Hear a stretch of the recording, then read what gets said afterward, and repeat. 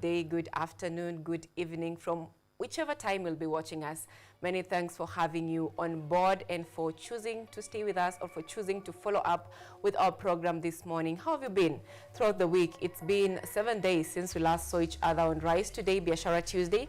Trust you're doing very okay. The last time we saw each other, we had Precious as a Valentine. I hope you guys had it nice over the weekend because it was a very long Valentine. You know, at first we thought that it's just Valentine, only to realize it's Friday. And you know, it's extended to Saturday, to Sunday. And for us single people, no, not for us, not for us. They say that if you're single and if you don't have a person and you want to have a person, that means you're single. But if you don't have a person and you don't care about having a person, then you're just independent. So I guess for those people who are independent and single, I hope next year gets better for you. But that is done, Valentine is done, and now we are on another week where we are focused on economy. Mambo ni mengi, maneno ya mapenzi si ya muhimu sana. So it is good to have you on board this morning. I really feel good because without you guys back at home, this show wouldn't be possible. That's why it's always an honor to have you on board. Now this morning, there is so much that we have that we are going to discuss. And I'm specifically excited about this morning because this is a morning where we'll have everyone catered for. Whether you are starting up as a business person, whether you are a veteran in the business industry, this is a day where everyone will be included and everyone will be part of our discussion because we are having a discussion on USAID defund and business funding, and that is United States Agency for International Development defund and business funding. You know, when we talk about business funding, it is something that makes your mind, you smile a bit. And sometimes it gets hard, especially when you're starting up or when you're in the business for a long time and you want to scale up. It gets hard. This is a day where we are going to help you understand where and when you can get funding, where to get these people to fund your business and get into higher levels. And this morning, I will be joined by Monica Omushiru, who is a finance tax lead consultant at Big Leaf Solutions. She's a very interesting lady. If I was to read her about and her achievements so far, she has had an experience of over 5 years in the industry of finance and business. So it is a day when you can ask any question finance, especially with regards to business finance. Stream in your questions this morning and trust that you will have a solution this morning. And also we are going to have a discussion on USAID defund. And this is something that has really been a blow to African nations, and we'll specifically talk about Kenya. We'll understand how prepared are we to tackle our own issues.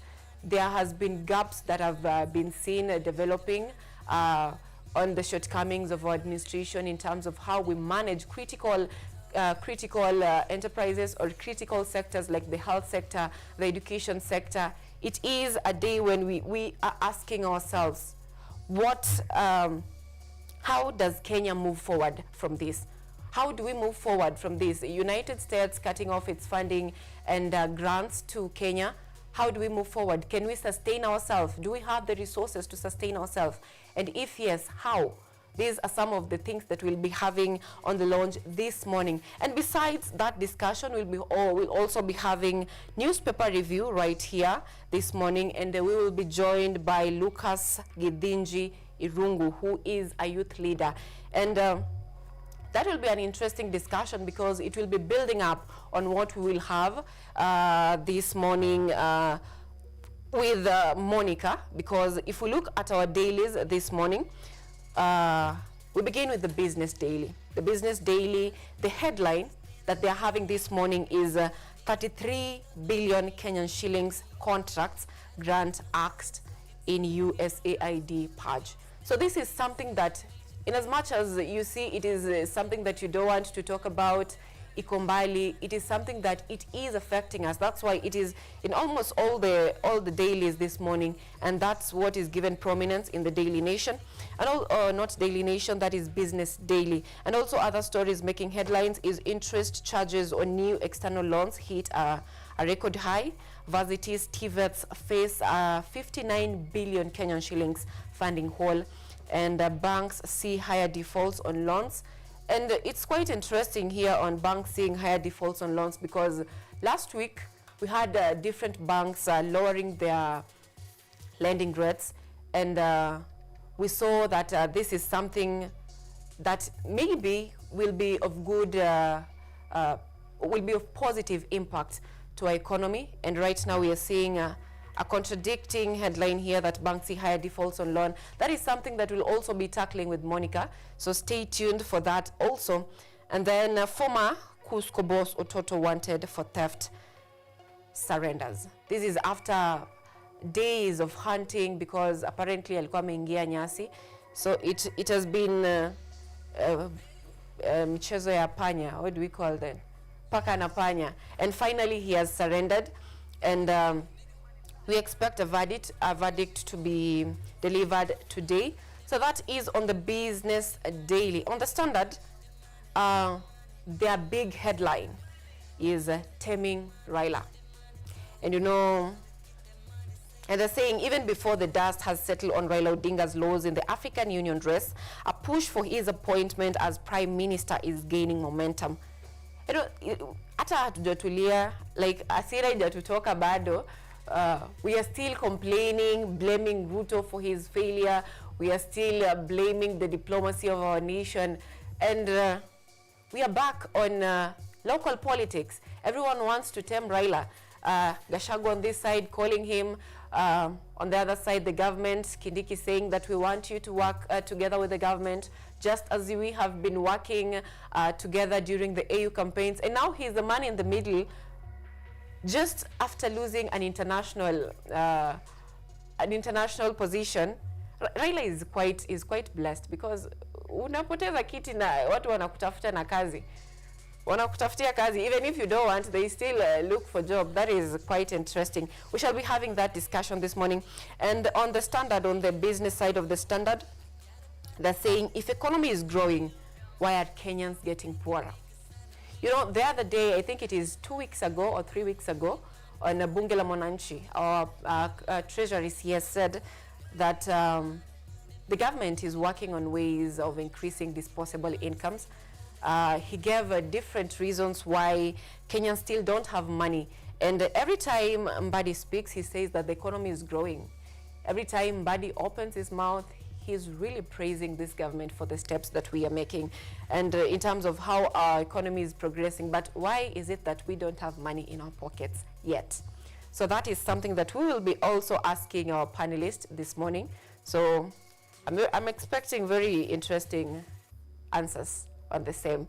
And also something interesting that you need to hear, or you need to know this morning, it is tough times ahead as principals out to hike school fees. And that is also the same thing on the Daily Nation, because they also have that headline. Principals want to raise school fees by up to 27,000 Kenyan shillings. And for day schools, they'll be paying 5,372 shillings annually. I don't know, these people, which country are they living? Because from where I sit, day school pays fees of up to 14,000 in a single term. So I don't know. Maybe this is just we live in a different Kenya. But apparently, principals want to raise school fees. So if you are paying 21,000 for your school fees at a day school, so brace up, because if the government or if the court okays this, we are going to have hikes. And this is linked to the low capitation or a delayed capitation to schools, which is something of interest that we should also be looking at this morning. We'll be asking ourselves that if MPs can afford flight tickets to go and cheer Baba for the AUC election, which he lost, by the way, how then, or why are we not having these services delivered?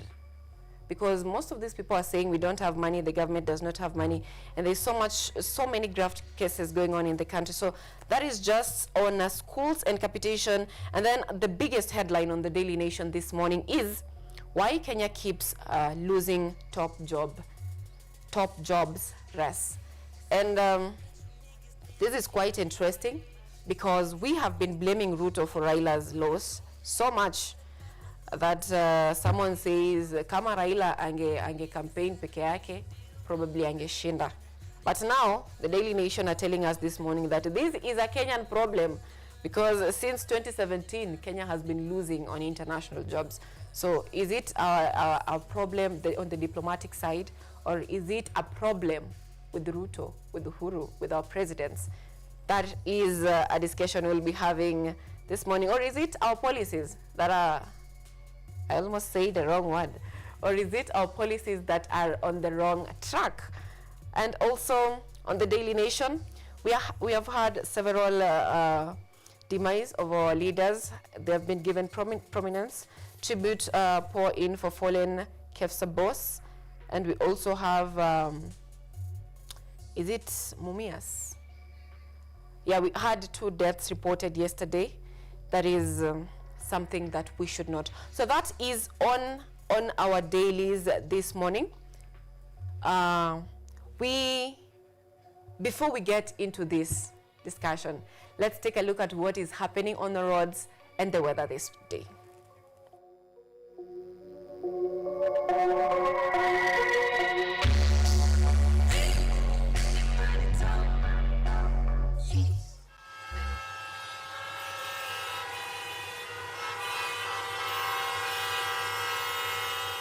All right, this is very interesting. This day, we are looking at the weather updates and the traffic updates. But this day, I'm really concerned about, we're going to begin by Wajir. And the reason why I'm picking a northeastern region is because of the discussion that we're going to have later on. There have been funding to fund a humanitarian crisis that has been going on in those regions in terms of food and even the refugees and everyone who lives there. They've been given money to sustain their lives. So let's look at what they actually feel like when it comes to weather. And right now, it is 24 degrees Celsius, and it feels like 26 degrees Celsius. So I'm asking myself, what kind of crops do these people grow? And if the US aid is cut, what then is it going to be of them? How are they going to have food? I'm foreseeing a humanitarian crisis, food crisis, and health crisis, malnutrition, and everything in between. Because right now it is 24 degrees Celsius in Wajir, and it feels like 26 degrees Celsius. Throughout the day, they'll be having highs of 37 degrees Celsius. Watu wanaishi kwa oven. I mean, you know when you get to sauna and the temperature is increased a bit by bit, by the time it's 80, you feel like you want to die.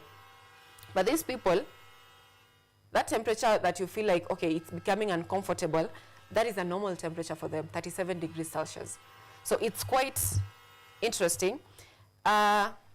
Shifting from Wajir, where it's so high, to Eldoret, it is now 14 degrees Celsius, and it feels like 12 degrees Celsius. These are people, when you're in kama wanaishi kwa mountain also, it's good because the humidity at 54%, precipitation, we don't expect precipitation today. That they'll be receiving highs of 27 degrees Celsius, which is quite interesting. So it's a bit promising because if I think about it, it's almost planting season. Sai farmers are really plowing their land and getting ready for planting. So it's an interesting weather, if you ask me. And moving to Kisumu, it is 20 degrees Celsius. It feels like 21 degrees Celsius.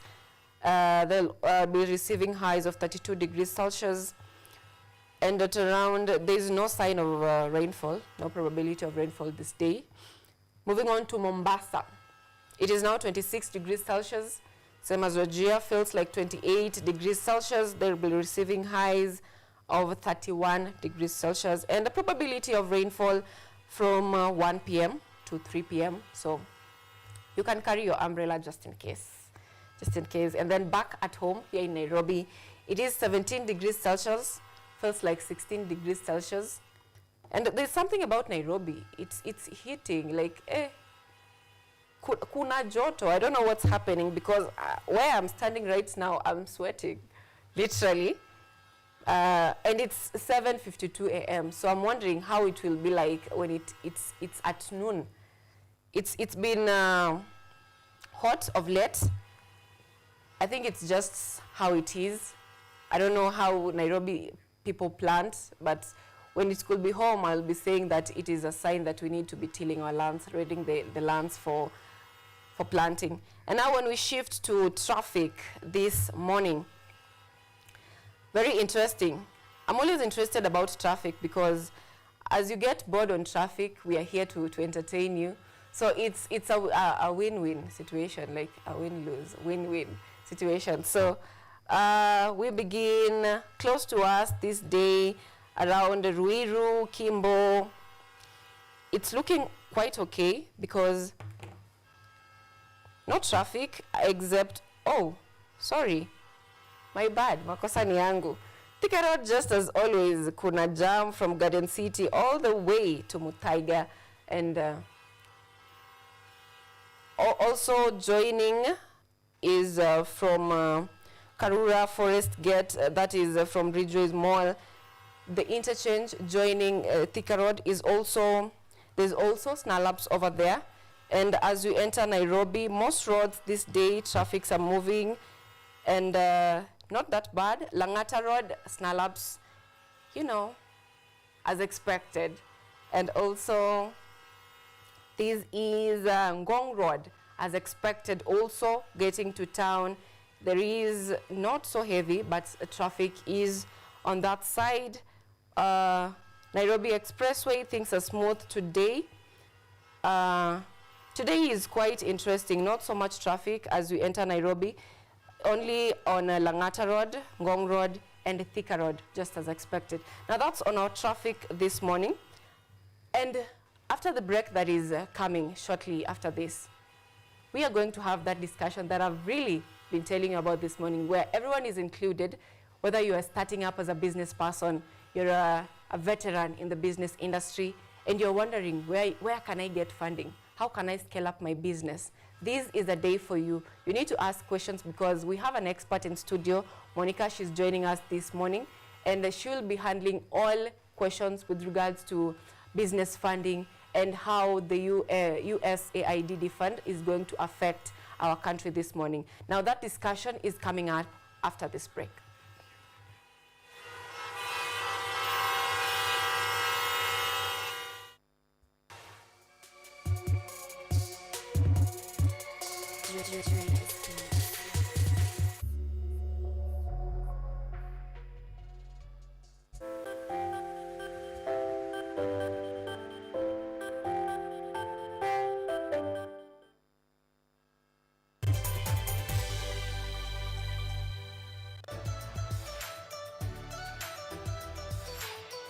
My name is Jakub Petri. I'm Associate Professor in the Institute of Philosophy of Jagiellonian University in Krakow, Poland.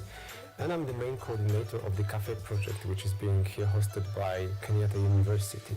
My name is Eva Hudoba. I am a project manager in this consortium. Keep watching cutting-edge research at Kenyatta University Television. Maelfu na maelfu ya wahamiaji wakiwa na watoto kutoka nchi za Amerika ya Kati wanaendelea kuwasili kwenye mpaka kati ya Marekani na Mexico. But folks, I'm going. Thank you very, very much. I appreciate it. Thank you. Ni habari kutoka pembe zote duniani. Pepo pasi vuguvugu, pepo pa ni idea. Sazidi ananyonya, hanyonyi vizuri, anakuwa hayuko comfortable. Jeshi la Jamhuri ya Kidemokrasia ya Kongo linapambana na waasi wa ADF. Kwa sasa wanatoa wito kwa mashirika, makampuni na vile vituo vya uchukuzi. Mambo mengi yatakwenda kama yalivyopangwa. Hapa ni kuna mmoja wa viongozi wa chama cha wavuvi katika eneo hili. Zaidi tunajaribu kuwapa chanjo ili ina boost ama inanyanyua kinga ya mwili, hiyo inaenda kupelekea kupambana na virusi. Ni Duniani Leo, Jumatatu mpaka Ijumaa, moja kwa moja kutoka VOA Swahili, Washington DC.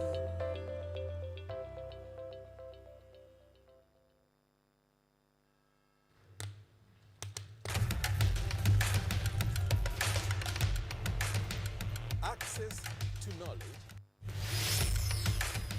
Solution to unanswered questions.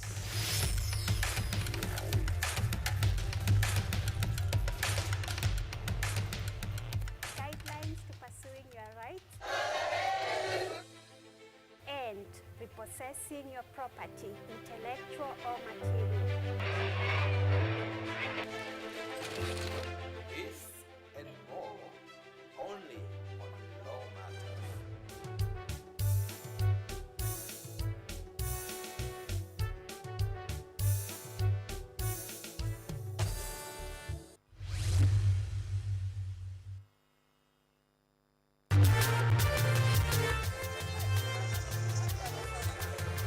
Ni nguzo na uso wa jamii.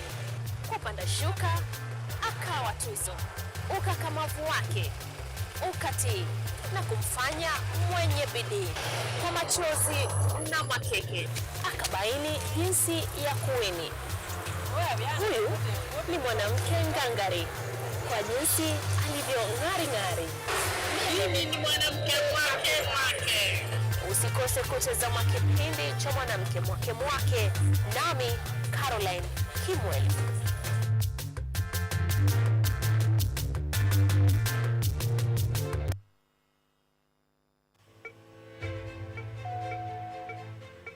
Imagine a world where you are empowered to take charge of your health, where you are well informed about the latest advancements in healthcare and understand the policies that impact your well-being.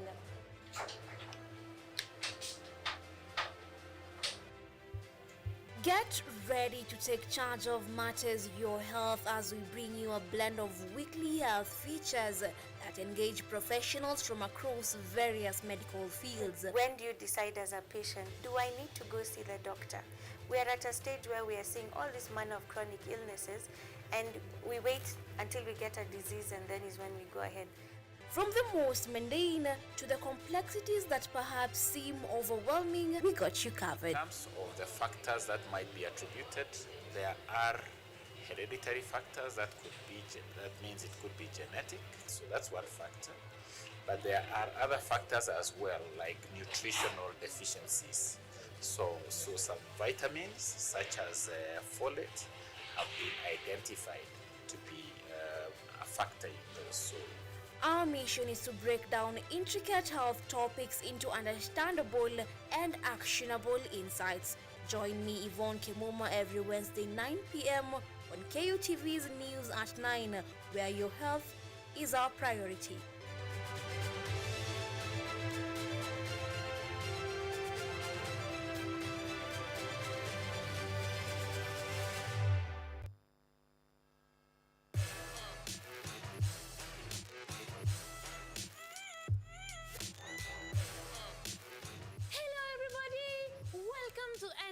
Where we ask the coolest questions in science. Let's go! Is yogurt really just rotten milk? Why do humans need sharks to survive? How did a 12-year-old boy from Africa invent modern vanilla farming? How do you deliver medicine to a chimpanzee? Can poop be useful? How can you save the planet by reducing air pollution? To help us answer these questions, we are inviting some wonderful guests from the world of science. They will enlighten you, make you hungry for knowledge, oxygenate your brain, and make your ideas flow. This is Engine Season 3. Let's go!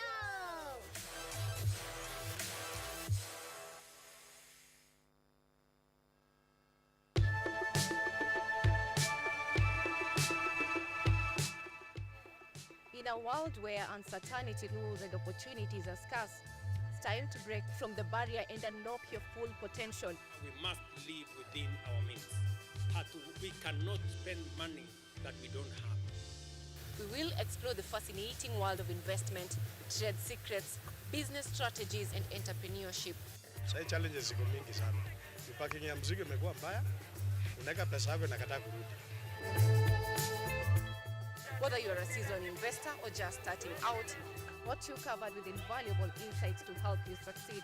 Now, this year we have seen a rebound in the economy, which is well above the global average of the 3%. Join me, ANYANGO SYLVIA, every Sunday and Monday on KUTV News at 9, and let's turn your dreams into reality.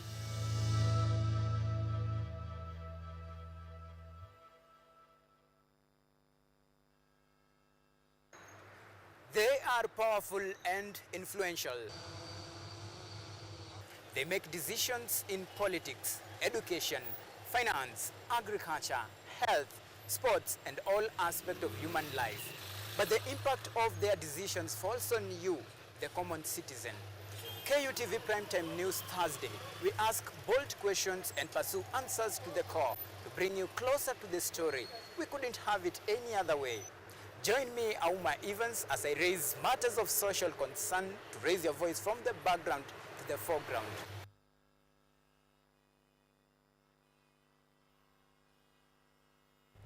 From the hospital corridors, we bring you experts to discuss issues affecting your health, from diet to mental health. The familiar and the ignored are both put into perspective. We then dive into the environment and look at the effects of climate change and its solutions. Join me, Mutegi K. Martin, every Friday at 9 p.m. as we learn on how to better our health while taking care of our environment. Only on KUTV.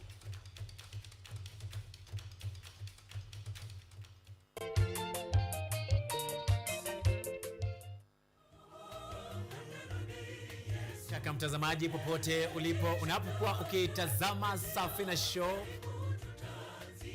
Inang'oa nanga sasa hivi. Ungana nami Albanas Wania, nahodha wa Safina Show, nikutoe ng'ambo ya pili hadi ufuoni. Safina Show, sauti ya matumaini.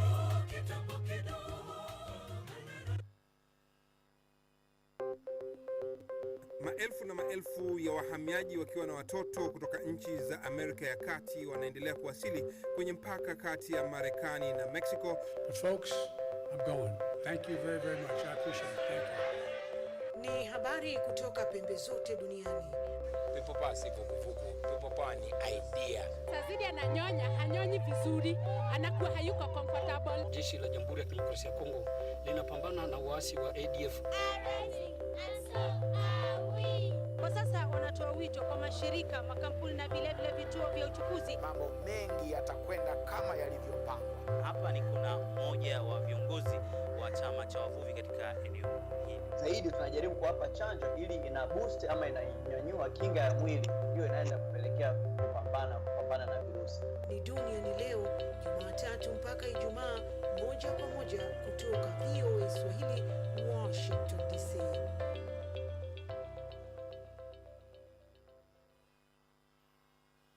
Are you an aspiring media practitioner, a graduate, or you just want to advance your skills in television production?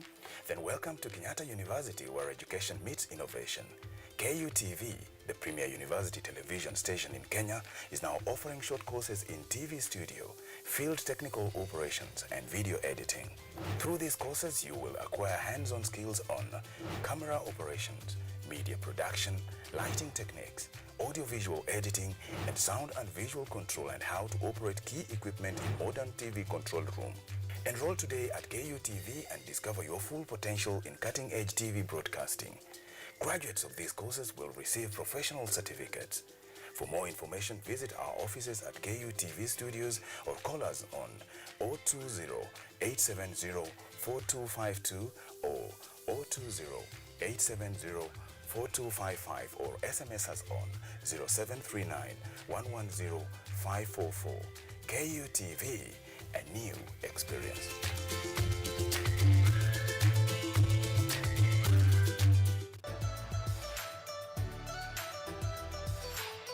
So my name is Jakub Petri. I'm Associate Professor in the Institute of Philosophy of Jagiellonian University in Krakow, Poland.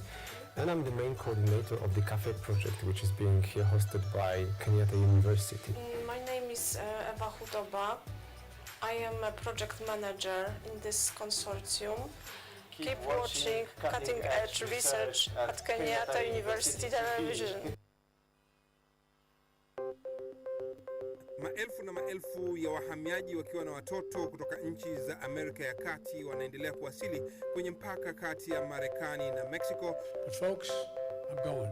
Thank you very, very much. I appreciate it. Thank you. Ni habari kutoka pembe zote duniani. People pass vuguvugu. People pass ni idea. Sazidi ananyonya, hanyonyi vizuri, anakuwa hayuko comfortable. Jeshi la Jamhuri ya Kidemokrasia ya Kongo linapambana na waasi wa ADF. Kwa sasa wanatoa wito kwa mashirika, makampuni na vile vituo vya uchukuzi. Mambo mengi yatakwenda kama yalivyopangwa. Hapa ni kuna mmoja wa viongozi wa chama cha wavuvi katika eneo hili. Zaidi tunajaribu kuwapa chanjo ili ina boost ama inanyanyua kinga ya mwili, hiyo inaenda kupelekea kupambana na virusi. Ni duniani leo, Jumatatu mpaka Ijumaa, moja kwa moja kutoka VOA Swahili, Washington DC.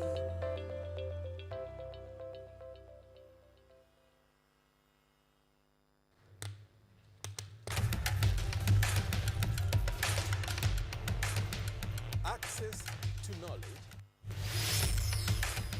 solution to unanswered questions.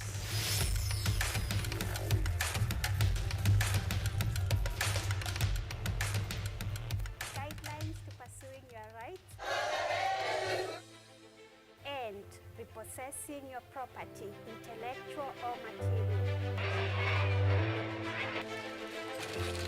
This and more only on Law Matters.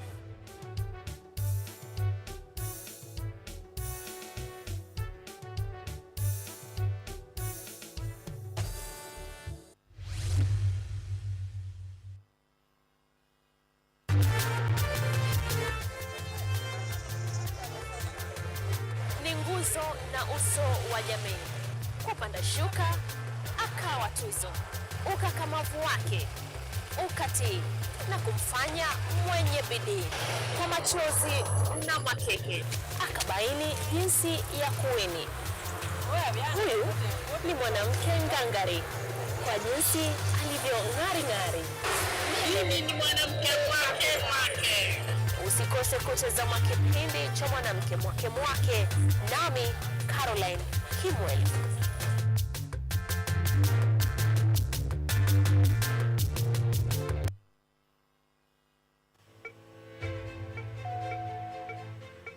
Imagine a world where you are empowered to take charge of your health, where you are well informed about the latest advancements in healthcare and understand the policies that impact your well-being.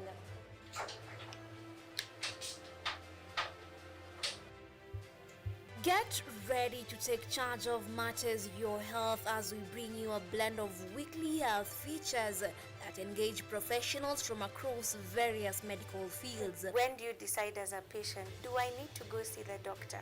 We are at a stage where we are seeing all this manner of chronic illnesses and we wait until we get a disease and then is when we go ahead.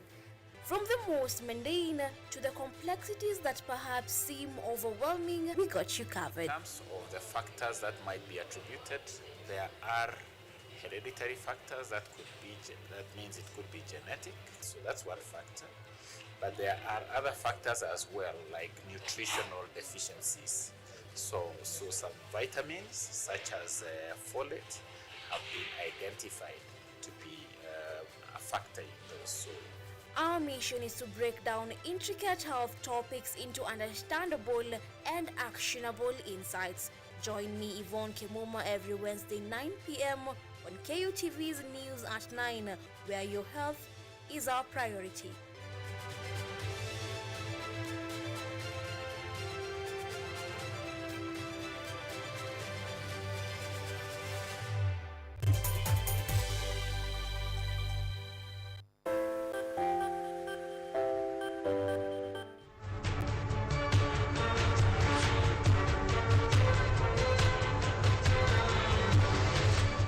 Welcome back. Very interesting to have you this morning. And once again, welcome back. We've just had the weather update and traffic update, and we hope that it's moving on quite okay as we speak right now. And as you await that, as you move on to your workplace, in studio this morning, we are joined by Monica. Monica Wamushiru. She is a finance and tax lead consultant at Big Leaf Solutions. With an experience of over 5 years, she's here to educate you specifically and giving us insights or giving us recommendations on how we are going to go about our business. And you know, 5 years experience is not a small thing, is not a short time. If you think about it, 5 years in business, advising people, talking to experts, there is a huge connection. So she has a lot for us this morning to tell us this morning. Monica, thank you so much for joining us this morning on the broadcast. How are you doing? I'm doing fine. Thank you so much for having me. How is your morning? Great.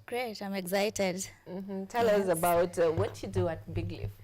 I just help people, giving them the best finance, accounting, tax advice I can possibly give.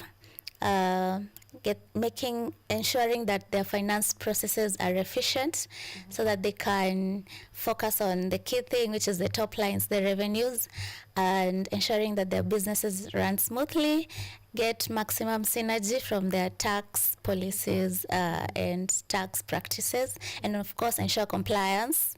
We don't want our clients to be non-compliant. We want them to be compliant, but at the same time maximum tax benefits that can accrue to them. So that's what I do.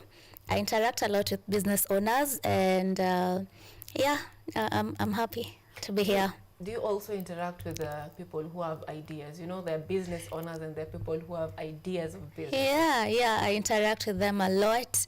I see people with big dreams, big visions, big plans, and my goal is usually to help them see it come to life. And when I see that happening, that's my joy. So in the best way possible, I can advise on best finance. I can show them the best people, the best ways to get financing that's accessible, cost-effective for them. And having also been involved in running a business, I think I know the pitfalls a bit, so I can tell them, avoid this. I think there's a better way. So especially when you're starting, sometimes you can be so engrossed in let's go this way. Sometimes you need somebody to ground you, so that you don't mess up. It's early stage, so you really take care of it until the business has roots and can be stable and can withstand economic factors, both internal and external. So that's my goal. That's my job. I love it. Yeah.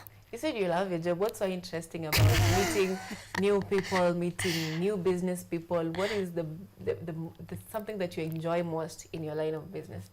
You realize opportunities are endless, because you meet one person is thinking about you can revolutionize agribusiness in this way, and then you meet the next day someone with a crazy idea in tech, the other day somebody with a crazy idea in another industry, and you realize, wow, if all these things are to come to pass, I don't know, I think 5 years from now it will be an entirely different world. So in my space, because I meet so many people with so many different things, I realize that opportunities are endless. So you're bombarded by, so many people, ideas. Yeah. And all of them seem workable.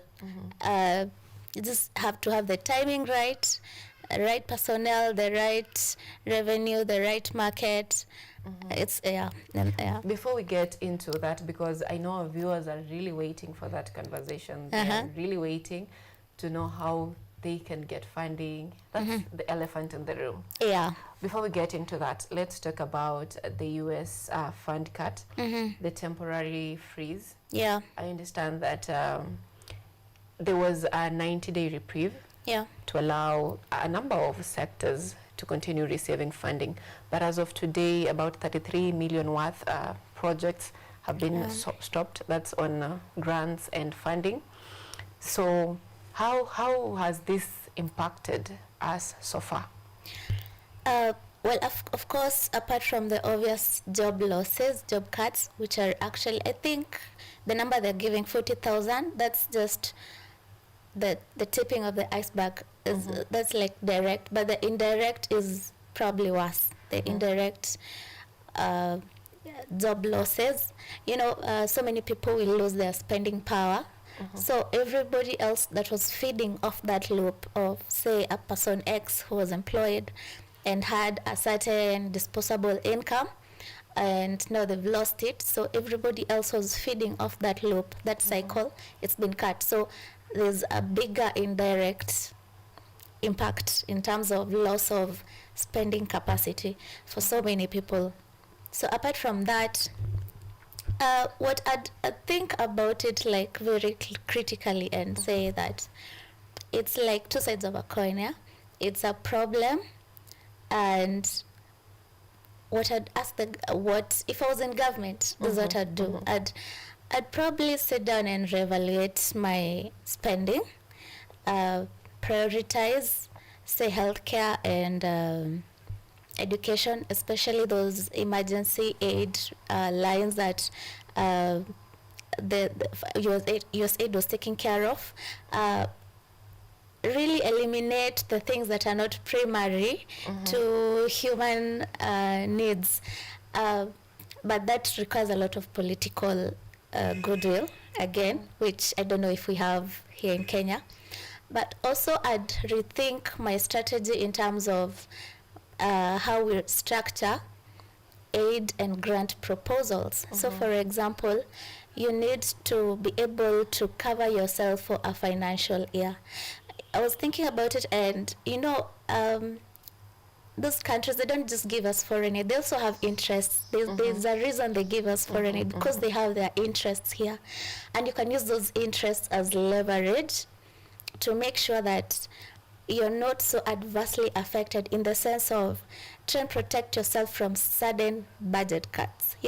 Because this came in, Trump was sworn in 3 weeks ago. A month is not even over. Yeah, and the world is shaking. Yeah. So USAID, it's like it's been closed down. But I don't think they will close it permanently. I think what they're trying to do is also, and they're justified to do it, they're trying to also cut wastage on their end, because they also have economic issues in their country. So he's right to do it. If you look at their side, he's right to do it. It's just that on our end we are really suffering. What should happen is whether they restructure or they form a new body, we should also be careful when we are looking at these grant contracts, grant proposals that we get, to be able to protect ourselves from sudden budget cuts that really cripple, like in a week. It's crippling. Do you think Kenya has the capacity to hold this? Because first we are having youths on streets who are on protest. They say they have all the time to do their protest. They're complaining of lack of jobs. We have people who have lost their jobs. You said 40,000 is just the bare minimum. There's much more. The country is yet to find solutions for the youths who are even graduating and lacking jobs. And then there's this cohort who have also lost their jobs. Do you think Kenya has the ability to withstand this? Right now, there's going to be massive bad things happening, because I listened to yesterday in the news. There was a speech from the Ministry of Health, and she was trying to explain how many people will suffer because aid has been cut in this and this and this and this. 58,000. She's saying around 58,000 new cases will be reported of HIV by 2030. So you see, that's like a grim prediction. And then they said that they're trying to find funding that will cover that. Already that shows that we cannot cover that gap internally, so they have to look for sources outside, which now is like a lot of pressure, I think, for Treasury. That's why I'm insisting, since we are not going towards the budget making, it's just in June, July, right? It's just a few months. Like, this is it's a problem, but it presents a perfect opportunity to get our budgeting right. Okay? since we have at least 3 months to really interrogate our spending lines. You know, a budget is not what you see.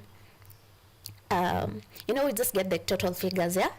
But that budget book is like how many? Like 10,000 pages, really. Now, when you dig into line by line of that budget book, that's why the devil is in the details. Okay, that's where you will realize, oh, by the way, we can cut half of hospitality, which goes to around. When you add up, it's ludicrous amounts of. We can cut on travel. We can cut on fuel. We can cut on. But I'm saying, but the will is not. Is not there. The political will to do it, because it can be done. I mean, it only takes, I think, an executive order to all government agencies, including counties, just telling them to interrogate, you know, some certain budget lines, probably cut them by a certain percent, and you will see that suddenly there will be cash for things like ARVs, things like Kakuma, Dadaab, what you were talking about. Because I know Kakuma and Dadaab, they run on US aid, by the way. They run on US aid. So places like those, now you wonder how they'll run for the next 3 months if other donors don't come up. You see, again, we're going back to the same problem, other donors. Instead of finding, the problem with donors is it's not sustainable on any level, because they can change their interests. So before President Donald Trump came in, the interests were different. It was more of a geopolitical control, political interests in the US military interests. Now it's something else. The interests have changed. They want economic development for the US, not for Kenya, not for Africa, not for Europe. It's for them. And so when you look at that change in interest for the US and the administration right now there, you realize that it's going to be there. But I think there will be more cuts. I don't mean to be pessimistic, but I think if Europe follows the same trend as the US, then we are going to be in a lot of trouble. It's sad, because the other day the UK were holding strikes, and the complaint was that Kenya is receiving so much funding. Yeah. And you see, it's quite unfortunate. You've talked about budgetary adjustments and fiscal spending prioritization. Yeah. It is something that we as the people see that this can be done, but our political class does not see this. So is it that they can't? Because if I look at it, there are other nations who have succeeded. There are other nations who manage their healthcare systems. Do you think we have policy problems, or it's just a leadership problem? No, it's not a policy problem. We have too many policies. They're there, but there's an interesting quote, not a quote. I just read somebody had tweeted something. He said, projects in Kenya are evaluated on the basis of what we wish them to accomplish rather than what they actually accomplish. So like when we are launching, we are all pomp and we want this vision to, okay, I'm not saying vision 2030, okay, we're not yet at vision 2030, so let me not pass a judgment on that. But when we are launching a project, it's a lot of, it's going to do this, these are the predictions, we expect to build, we plan to build, we will do this. But then projects, especially public government projects, should be measured on actual achievements, okay, I have said this is a deliverable, it's been achieved, case closed, okay. If we had planned this, if it has not happened, then that project is a flop. I think Kenya will just have a problem with celebrating wins before they actually happen. We've seen it in politics, right? We are celebrating his victory before he actually wins. We see it on projects. We are celebrating a road before it's actually built. So we are more on the launching than the opening of a built road. I'd rather call the political leaders when the road has been built, then come and open it. Don't come and launch a groundbreaking. No, come and launch a built road. And that is on spending prioritization. We prioritize on things that don't actually help instead of things that actually help.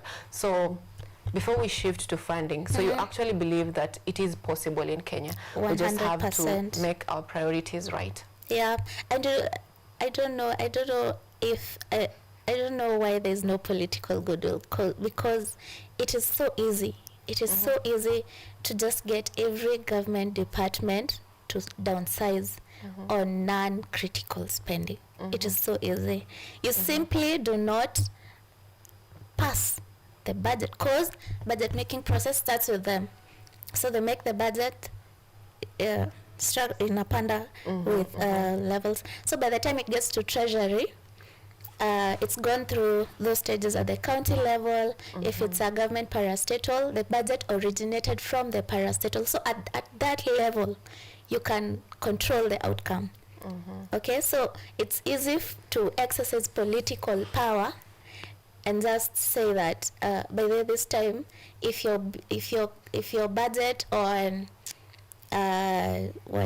sitting allowance or hospitality, there's like a major budget line on hospitality. By the way, if you read the budget books, it's like really big.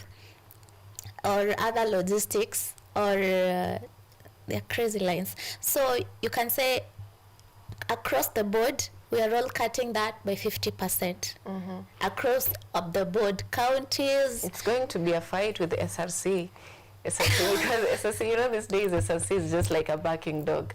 Watasema, oh, we do not have the budget for that, but still MPs will want a 50,000 sitting allowance while doing their job actually. Yeah. So and the salary raises are necessary, if you ask me, because if it were Nafanyia, let's not talk about how they raise their salaries. That's like... Now let's move to this very interesting side of our conversation this morning on business funding.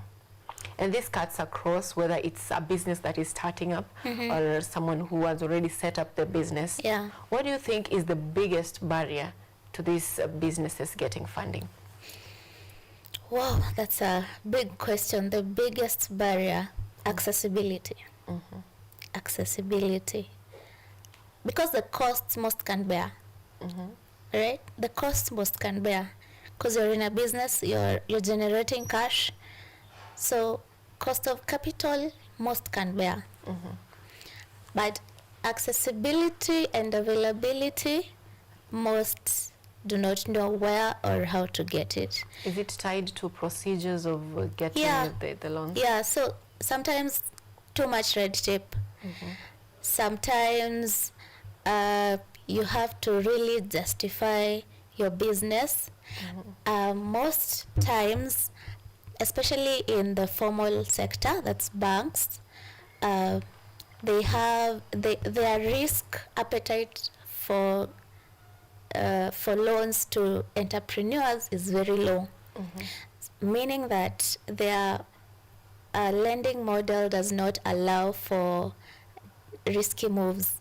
So they will try their best to prove to themselves that the chances of this business paying back is almost 100%, which is hard. Okay, hard. So they'll ask you for an endless amount of debt. They'll ask you for financial statements. First, you're an entrepreneur. You're new. You do not have financial statements. You know, audited accounts. How can you have audited accounts? You're new in the business. Legit. You're new. You've probably been in business for a few months. They want collateral, so that means assets, and for most entrepreneurs, no assets. Especially the young ones. So most of these guys just have a skill or an idea. And the skill has not yet, they're trying to monetize the skill. That's why they kind of need the financial backing to be able to fully monetize it so that they can see the fruit. But the bank wants the fruit first, to see the fruit, and then they give you capital. Actually, it's very easy for a business that has been in operation for many years and has been making profit. Actually, the banks will even call you and tell you, hey, hi, you qualify for a loan of this amount. Would you like? It's almost like being shoved into your mouth. And like it's like they're into business. For them, it's not about helping you. For them, it's how are we benefiting? Exactly. But then again, rationally speaking, they are a business. Again, I always go back to interests. What is their interest? They want to make money off of interests. What is your interest? You're trying to either establish yourself, and at that point, the bank's interest and your interests don't align. So you become stuck. So that's the problem now. That basically summarizes it, why you will never like same eye to eye with the bank, and how comes you will never ever get any money from the bank, especially startups. But thank God there are other avenues. Yeah. But there seem to be so many inaccessibility challenges towards getting bank loans and bank funding. So people tend to shift to unregulated lending. Do you think this has had a very big impact in terms of risks and everything that is concerned? Yeah, so the problem with unregulated lending is the cost. So you find it's basically Shylocks.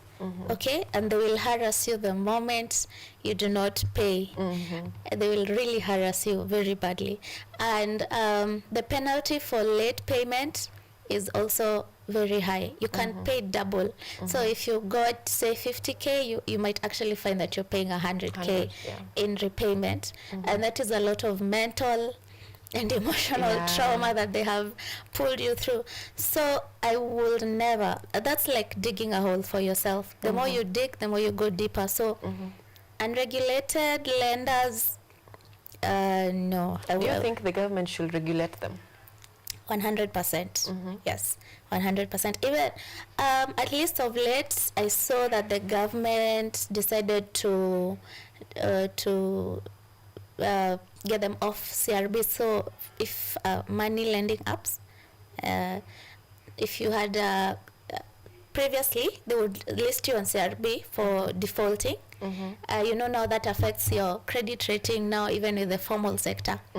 But at least right now, they're not you're off the CRB list. So at least in future, the banks will not have a very bad credit rate. So I don't. That is like the last of the last resort. And that is when you're sure that you can get the money back on time. Yeah, on time. Yeah.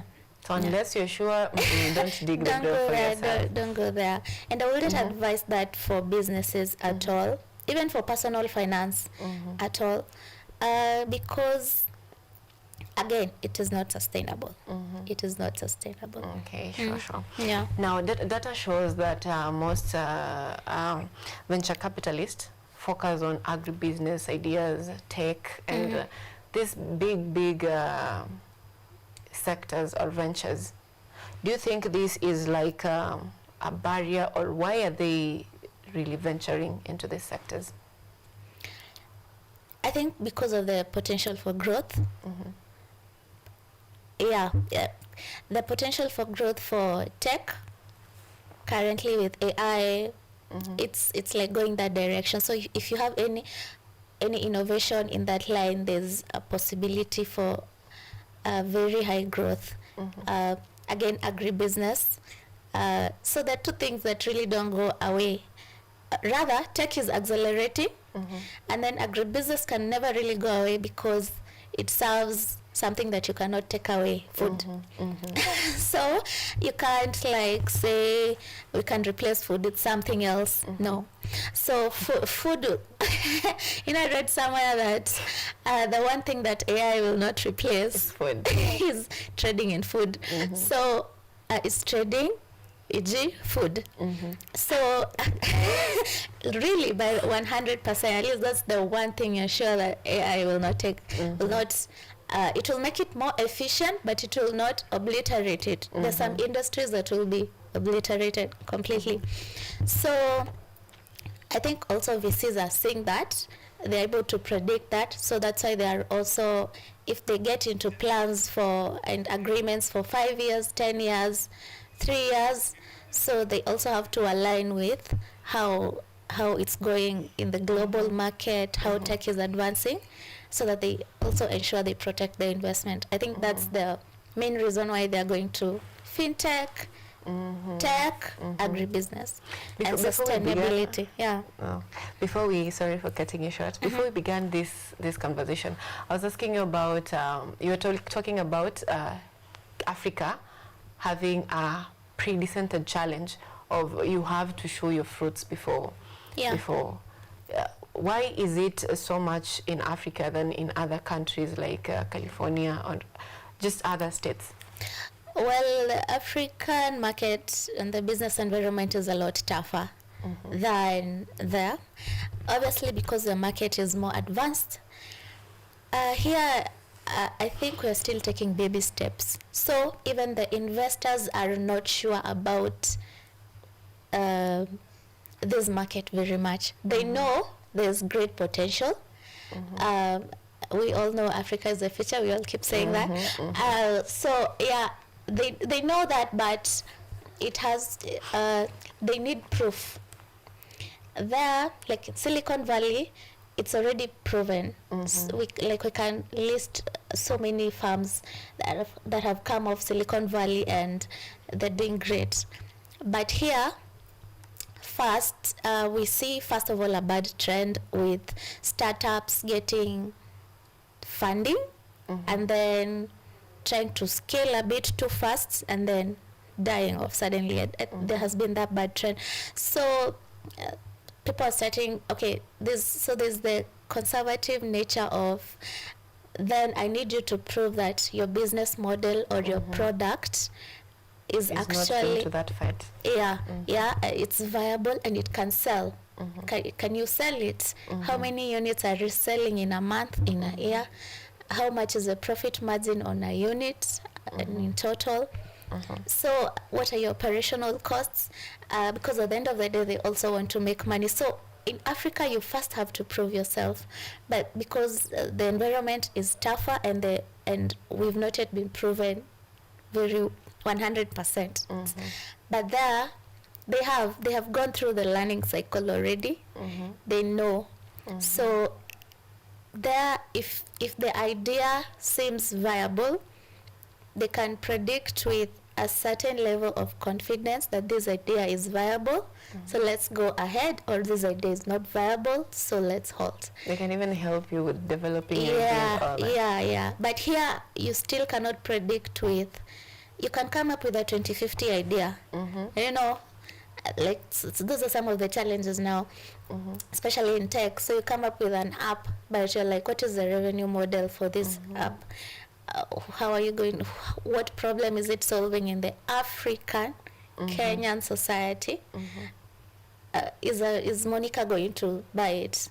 You know, but normal guys like us, am I going to buy it? How am I going to be able, am I willing to subscribe to this app? You know, most of us are like, this app for free. You know, you all want free apps and something like that. So by the time I am comfortable, is this market open to guys subscribing on apps? Is it a thing? You know, there's also consumer trends, and so if I'm making an app, what is the revenue? Is it advertising? And in terms of will I be like skip? So there's also that.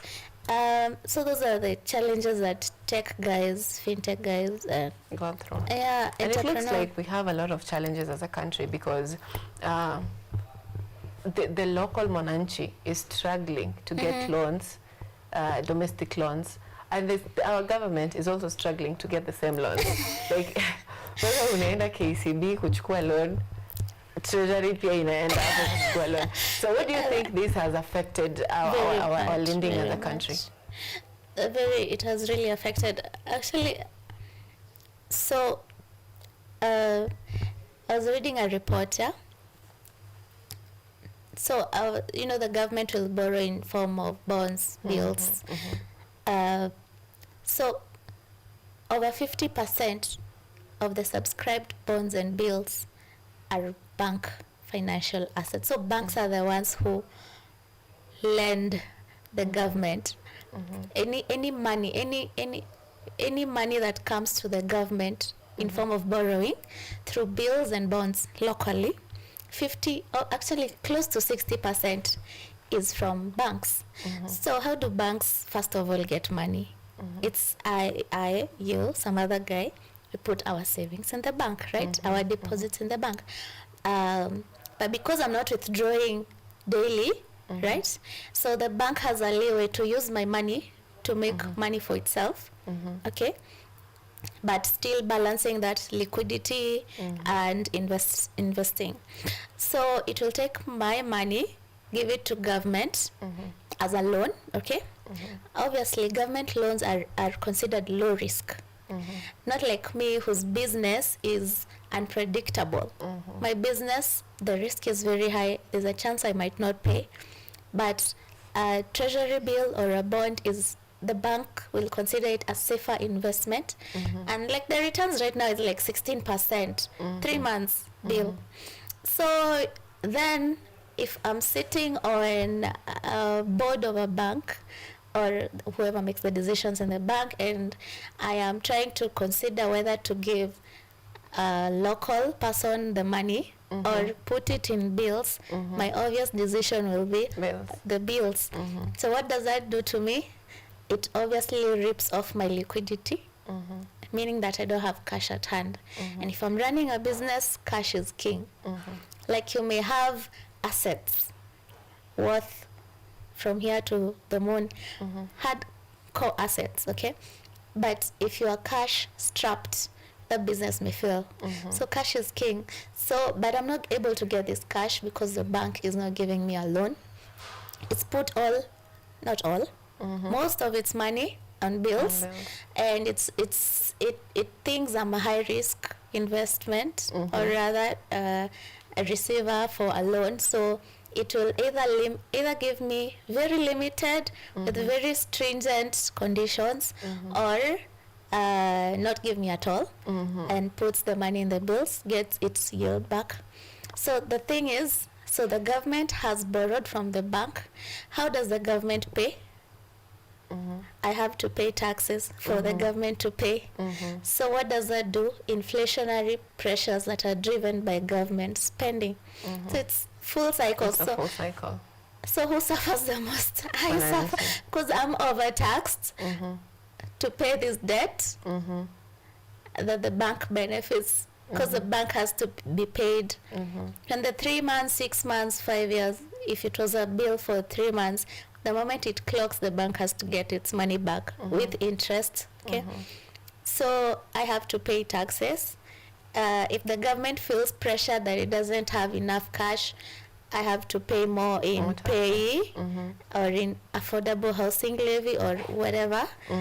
Okay, or in all that, so that the government can have cash. So, but instead of government capping its spending so that it does not have a big deficit, so that it does not borrow so much, both locally and internationally. So it goes back there. You cap spending, so you don't have a big deficit. You do not have to borrow so much. Then the bank will realize, oh, the government is not borrowing so much. Let me offer Monica my loan, by the way. She can repay pole at 18% at whatever interest rate. So obviously, government borrowing is affecting my accessibility.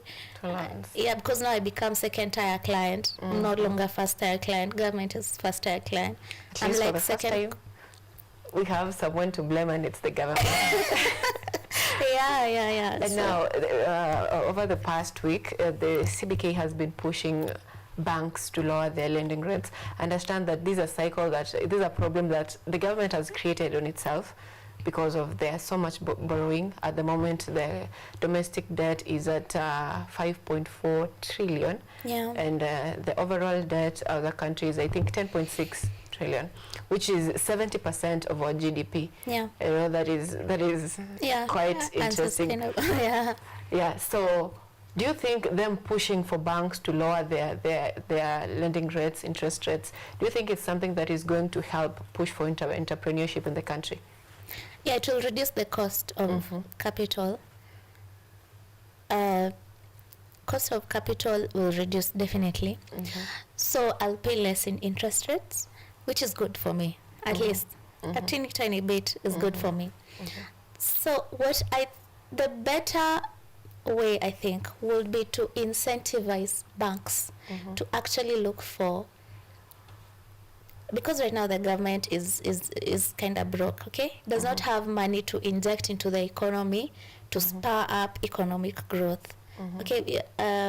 Because there's a time when, essentially from macroeconomic theory, when the government spends, there's like a multiplier effect, and that should spur up the economy. But we are not seeing that very much right now. So because the government has limited capacity to do that right now, because it has its own cash issues with barely able to meet bills and barely able to meet loans, what I'd do if I was in Treasury is, then my second best option would be banks, because banks are the ones that have, I think, a bit of, not banks, I mean finance institutions, yeah? Let us call them finance institutions. That is banks, SACCOs, microfinance, all those. So I would incentivize them to disburse capital. It can be a tax incentive. You just tell them, if you hit these levels of disbursing loans to normal consumers and businesses, or you can get this type of tax incentive. And that will be a good way, because now banks will like move to the market, will create new products for the market, will innovate. They can work around the economic weaknesses. They can. They have the muscle to do that. You just need to give them good incentive, and you can start from a tax incentive. You can offer them a lower corporate rate, income tax rate, for achieving a certain level of. So because right now you're not able to spur up the money to go so that I can trade. So because when I trade, I multiply. So overall GDP multiplies. But if I don't trade and you don't trade, some other person does not trade, we are all stuck, right? So but we need the cash to move out, like so that I can make products, I can do whatever it is that I need to do, and so that somebody else's buying capacity can be increased, so that they can buy from me. So as I grow, obviously my business creates more space for employment. It's like killing 10 birds with one stone, because if I trade, I grow, I employ person B, so there's one less person complaining about unemployment.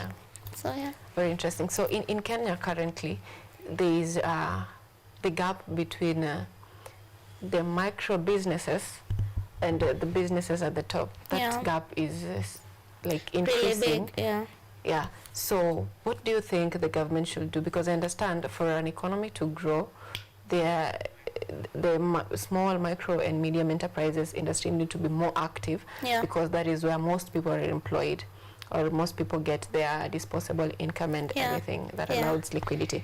So what recommendations would you give the government to reduce that gap? Again, it will go back to, blue chip companies have muscle by themselves. They don't need so much of government intervention. They have muscle to move around. They can negotiate for their own capital, both internally and even internationally. They have the capital. But small and medium price, they do not have that muscle. So the best way Okay, government tried in this through say Uwezo, Fuliza, not Fuliza, sorry. What was its name? The government, the one that was big. Okay, Uwezo Fund, and the name is gone. Yeah, the name is gone. But anyway, so it tried, but it's not efficient. Again, I don't know why government projects lack in efficiency.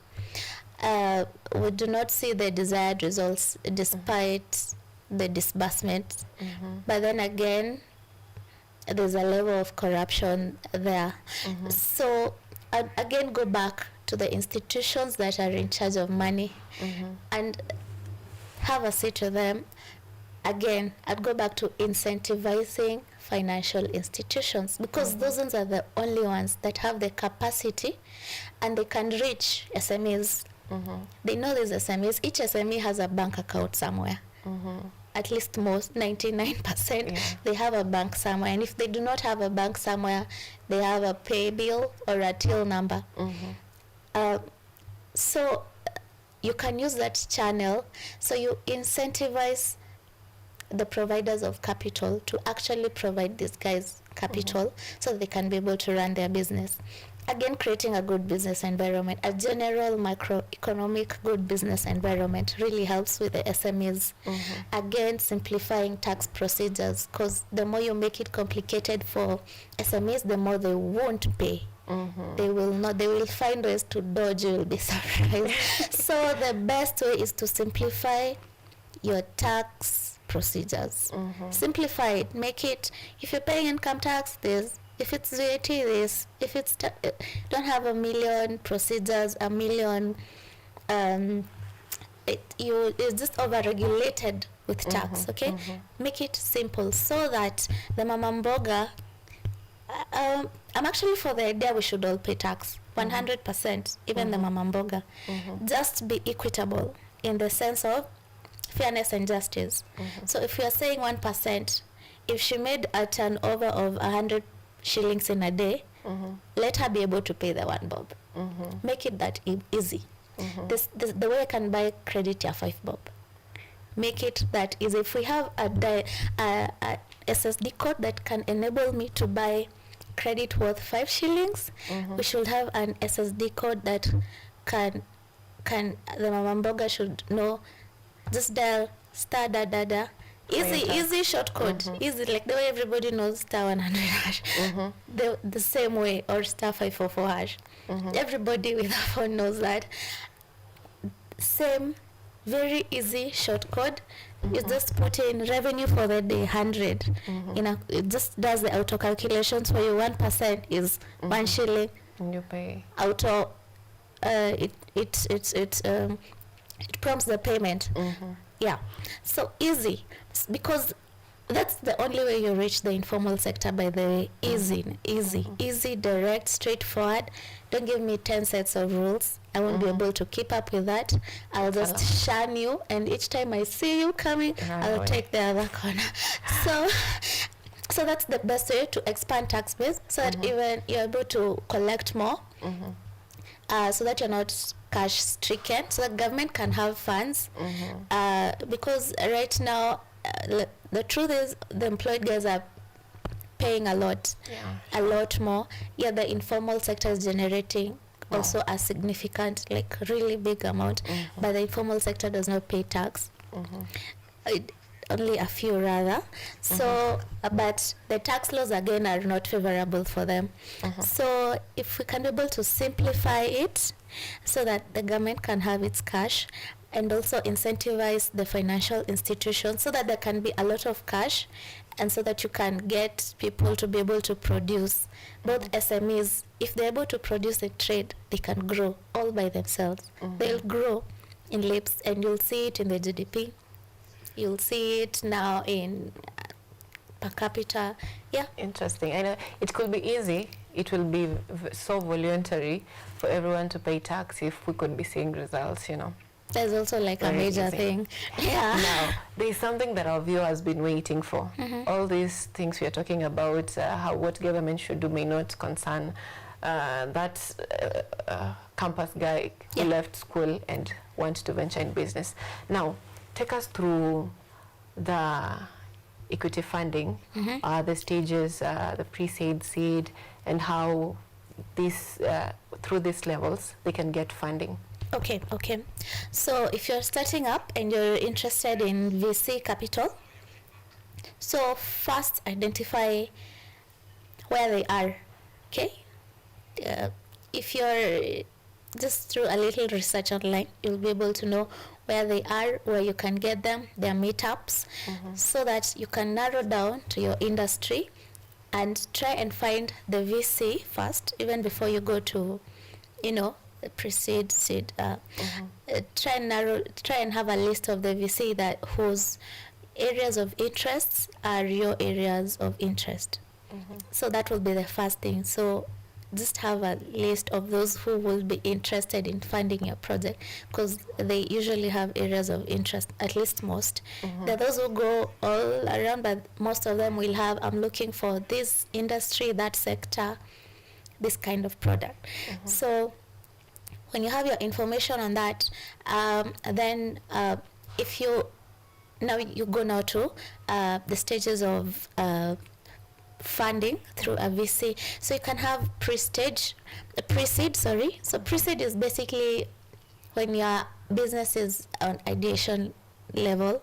So it's an idea. So you pitch it to different people. At this point, you still do not. You just have to give data that will somehow support that your idea will work. So that is pre-seed, and there are people who listen to those and they are willing to give their money for that. Then we have the seed. Seed is where you have a prototype for your product or service, and you can be able to show how your product is working, what the workability, and at that point you might have sales here, there, but you may not, it's okay if you do not have too much traction in sales at the level of seed. But at the seed level, you must have a product and actually present it and say, hi, this is my mic, and I'm selling it for this. I had an idea of a mic, now I'm presenting the mic. And then you go to Series A. So Series A is when you've had some sales. It's been a few months or a year, you've had some sales. You're able to see your top lines and your bottom lines. You're able to give a very, before you were relying on forecasts of my operational expenses, before it was forecasting. Now I'm giving you actual data of I have sold 1,000 pieces, it cost me this much. So I'm giving you actual data of how my business performed, and on the basis of that you can get funding in the Series A stage. Series B is your business is a lot older, and you're planning to scale up in the region, okay, or in another country, in another market. So you might need extra investment for more assets to build capacity to scale up to another region, another market. So if I was in Kenya, operating in Kenya, I'd say I can try the South African market, but I need resources to tap into the South African market. So on the basis of that, you can look for funds from VCs. And then Series C is when you want to go for an IPO, that is like super advanced. When you want now your business to go into trading your shares, you want it to go public, you need funds for that. And you can also use that for, VCs can also fund that.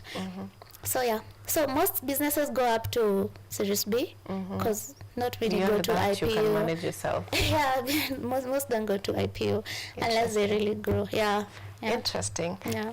Now our time, muda umetupa kisogo, acha nitumie Kiswahili. Okay. Muda umetupa kisogo. Now in less than a minute, please give us a parting shot. I will tell the entrepreneurs and those who are starting up and those who are running a business. I've learned a lot from my mentors as well. You just need to keep the wheel moving. Don't stop. And if you get a no, just find out how you got a no and improve. I believe in continuous improvement. Improve. Do your research. Work hard. Okay. If you're running a business, do your best. Make sure that you get your revenues up there. Do your best to make sure your costs are cut as much as possible. If there's any government official probably listening, I'd say maybe this time as we're budgeting, have Kenyans more at heart. Yeah. Let's not go the normal, usual way of just getting figures and, budget deficits and guys demonstrating. At least let's show that, hey, we have really tried. We've cut here. And not the bulk cutting. It has to be specific cutting. Because I remember during the last finance bill 2024, I remember after the demonstrations, the issues of we've cut the budget by, and then a bulk figure was given. That doesn't work ever. You have to find specific areas to cut that it culminates. So that's what I'd say. That is, I hope it has gotten to the hearts of, you said politicians. Anyone who is in charge of those sitting on decision-making tables. Yeah. I hope this time you have Kenyans' heart or Kenyans' welfare at heart. Now, that is the discussion. Let me read a few feedback before we go for the break. We have Amara Kevin. He says, I'm glad to see you on my screen, Monica, and I wish you all the best. Thank you. And also we have Muriru Samuel says, new trends in the marketplace is facing out indigenous business ideas. The government should step up and encourage seed funding to startups that are trying to level up to these new market trends. Thank you so much, Monica, for making time for us this morning. Thank you. And to our viewers back at home, stay with us because after this break, we are having newspaper review.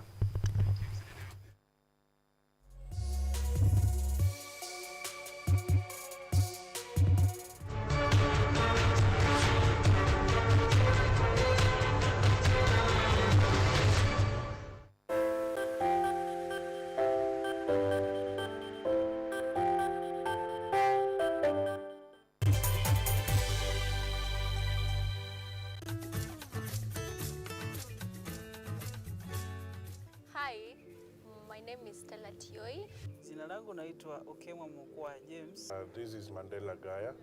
Ugonjwa ulipokuja ulichukua siku 3 ukaniweka in coma. 20 wamezikwa, 2 ndio wako hai. I don't even know how it feels to see. I feel like I cannot express myself well the way somebody who can walk can actually express themselves. Ilichukua muda mwingi mrefu tena mpana ili kuikubali kwamba mimi siwezi tembea tena. I've come to actually accept myself. Ukijaribu kumsimamisha mtu umwambie tafadhali nionyeshe njia, they find it quite strange talking to you. We should just make schools integrated, inclusive setups by providing the right facilities.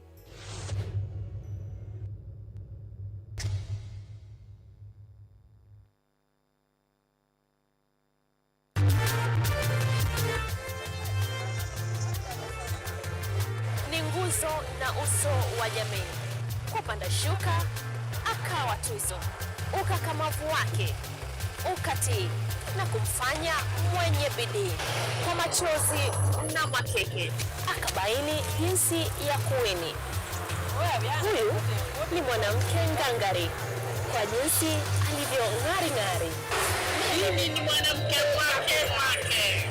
Usikose kutazama kipindi cha mwanamke mwake, nami Caroline Kimweli.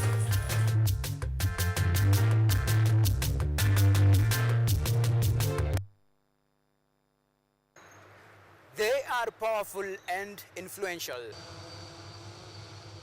They make decisions in politics, education, finance, agriculture, health, sports, and all aspects of human life. But the impact of their decisions falls on you, the common citizen. KUTV Primetime News Thursday.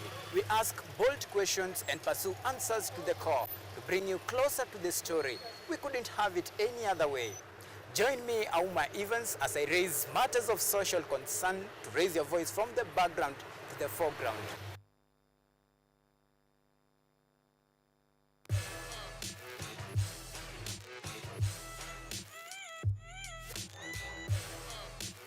Hello everybody! Welcome to Engine, where we ask the coolest questions in science! Let's go! Is yogurt really just rotten milk? Why do humans need sharks to survive? How did a 12-year-old boy from Africa invent modern vanilla farming? How do you deliver medicine to a chimpanzee? Can poop be useful? How can you save the planet by reducing air pollution? To help us answer these questions, we are inviting some wonderful guests from the world of science. They will enlighten you, make you hungry for knowledge, oxygenate your brain, and make your ideas flow. This is Engine Season 3. Let's go!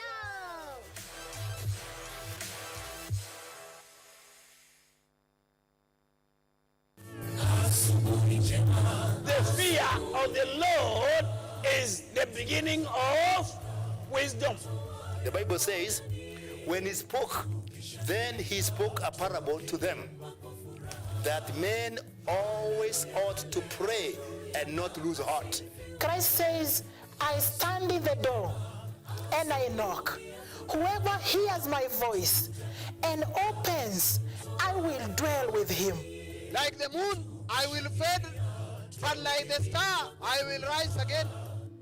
And though I fall, be rest assured that I will rise again. Go to the hospitals, tell them that God will heal them. Go to the prisons, tell them that they'll be free. Go to the crusades and tell people that Christ is coming, and sooner than the word itself, the second advent is imminent.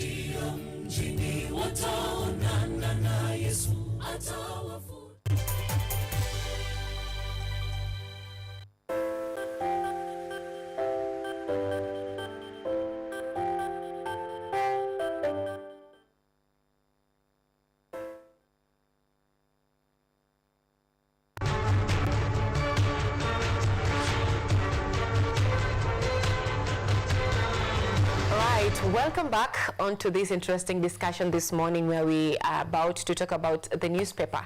We're going to review the newspaper, but first, before we get into that, we've just had an interesting conversation. I told you that it will be great. You thought I was kidding. If you missed, you need to go back and check it for yourself. I told you it was going to be interesting, and indeed it was. We have been told how we can get funding, where we can get funding, and most important thing is for you to do your research, to have a niche, and work towards that. Have a goal, because people don't throw just their money to people who don't have direction.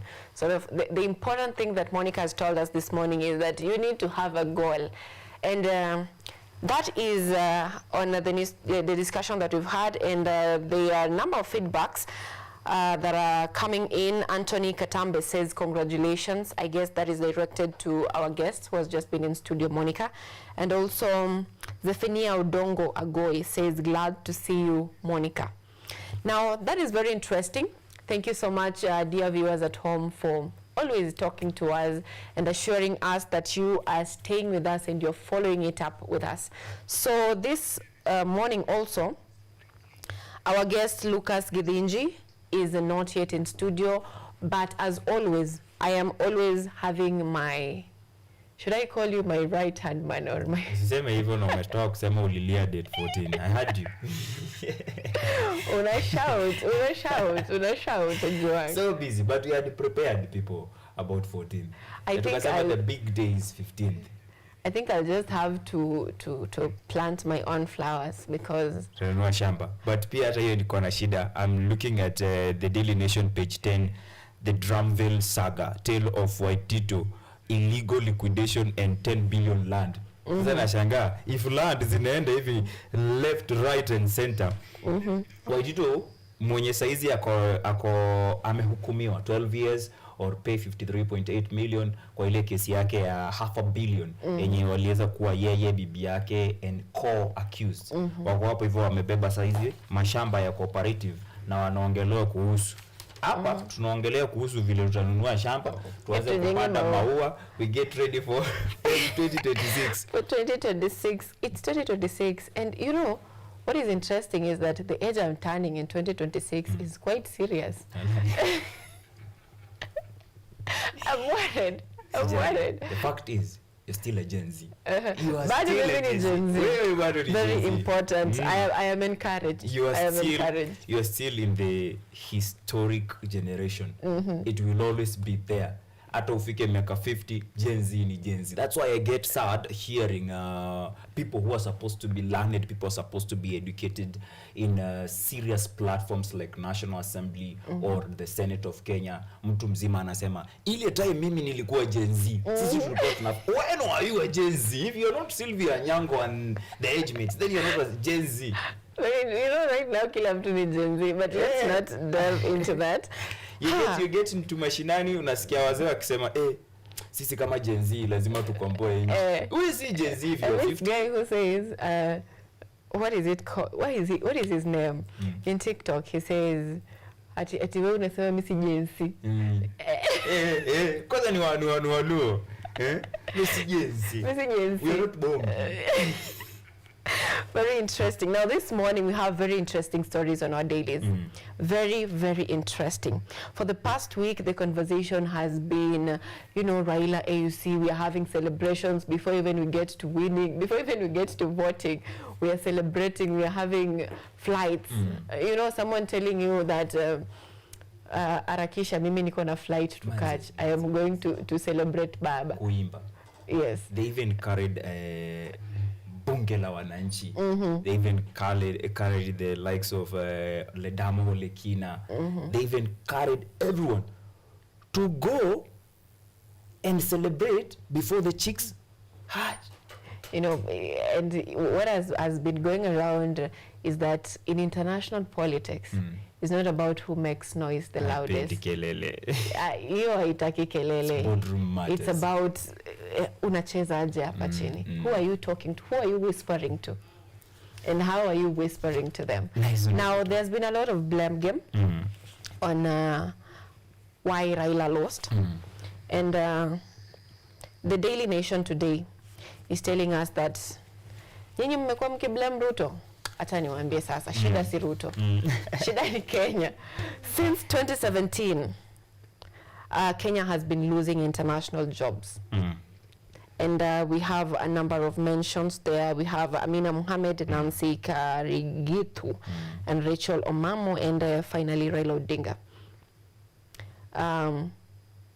What do you think about this headline? First of all, asante sana kwa kunikaribisha kwa show. I didn't even mention your name. Oh my God.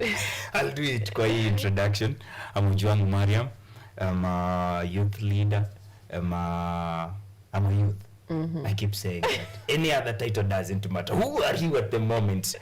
I'm a youth, and I'm not saddened by what I'm seeing on the dailies, especially Daily Nation, talking about our mishaps, the losing streaks that we're having as a country.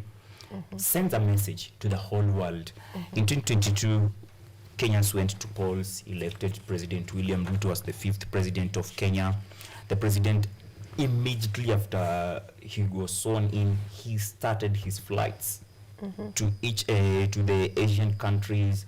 Akatoka hapo hivyo akaingia unga kule USA, huko kote hadi France. I remember his heroic, legendary speech in Paris, pale hivyo karibu na Eiffel Tower, talking about climate action, kitu ambacho hadi saizi kinaongelelewa. And they made him look like Africa's president. Kenya is a very big country outside Africa. If you ask people where is Africa, what is the capital of Africa, they'll tell you Kenya is a capital city of Africa. So our president went out there staging himself as Africa's president. But again, some things started to happen. You're being Africa's president out there. When you come to Kenya, you're not fully Kenya's president because of failure to unite those Kenyans. We've been active politically since day one of Kenya Kwanza regime up to now, we don't talk about development anymore. Our headlines are always full of sadness. No taming Raila, the standards are saying. Why Kenya keeps losing top jobs in jobs race? The Daily Nation are saying, when will we talk about that Kenya has done this, Kenya has done that? Hizi vitu zote zina culminate into our losses. We are a country of proud, ignorant people. We want to celebrate when others are busy calculating. This mistake falls on the presidency of this country. Did you just say we want to celebrate when others are calculating? Yes.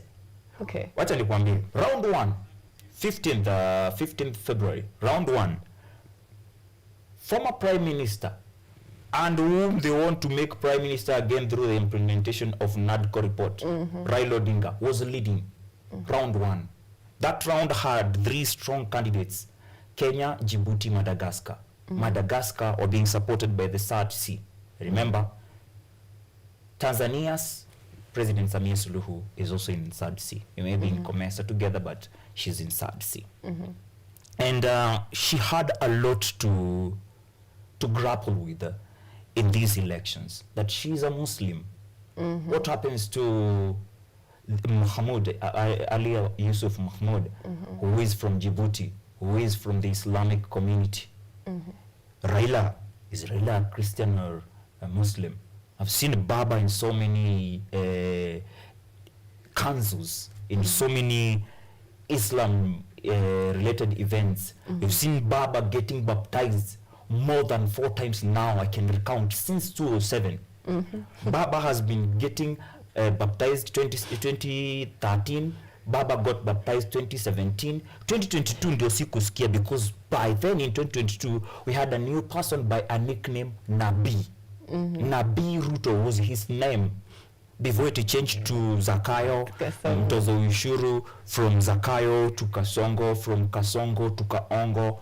Names he has loved or cherished, and it has changed. Saizi anaitwa Kahongo. So for Baba, we don't know what happened in between pale hivyo, but we can't really tell if he's a Christian or a Muslim, but we can tell who Samia is. We can tell where Djibouti lies in terms of religion. Na misap kama hiyo ilituumiza, because sisi tunataka tufinye Tanzania, tuambie tuko na pesa mingi sana. Our GDP iko 2K ya Tanzania ikiwa 1.2. So tunaambia Tanzania, sisi kama Wakenya tunataka mtu vote otherwise. That is what they call kiburi. Do you think, most analysts say that it is the francophone nature of voting, and the francophone, they speak in one voice, they vote as a bloc, and also considering that they have their own, who is a Muslim, that contributed greatly to that, and also the decision by Ruto to support Israel sent chills to the francophone, and they attribute that to our loss. Do you think it is about the francophone and anglophone nature? Because you remember our anglophone also, it was divided. There was the SADC, and there was also this other side. So do you think it's about anglophone, francophone, or is it about our policies as a country? Because it is something like a streak. It is a factor, Mama, but it is not about that. Kenyans made AUC about Kenya. But we have 54 countries in Africa. For you to be a chair of Africa Union Commission, you must have at least that 3 countries supporting you. If it is a matter of francophones and anglophones, why is it we are seeing that the francophone countries are united? Anglophone countries are not united. It's about us. It's not about kwani si alishinda mara ya kwanza. Akishinda hiyo mara ya kwanza, watu walikuwa wameona ako sawa. If you win mara ya kwanza, hufai ku lose mara ya pili na ya tatu. You're supposed to continue hivyo hadi kumaliza in round 7. Mostly itafika round 7. I've never heard about round 5. Kuna round 5 pale hivyo. It's 1, 2, 3, 4, 6. then 7. So if you win round 1, Francophone wanasema aje kwa hiyo round 1? Anglophone wanasema aje? What makes you lose in round 2 yet umeshinda round 1? There is a point wame lose trust in you.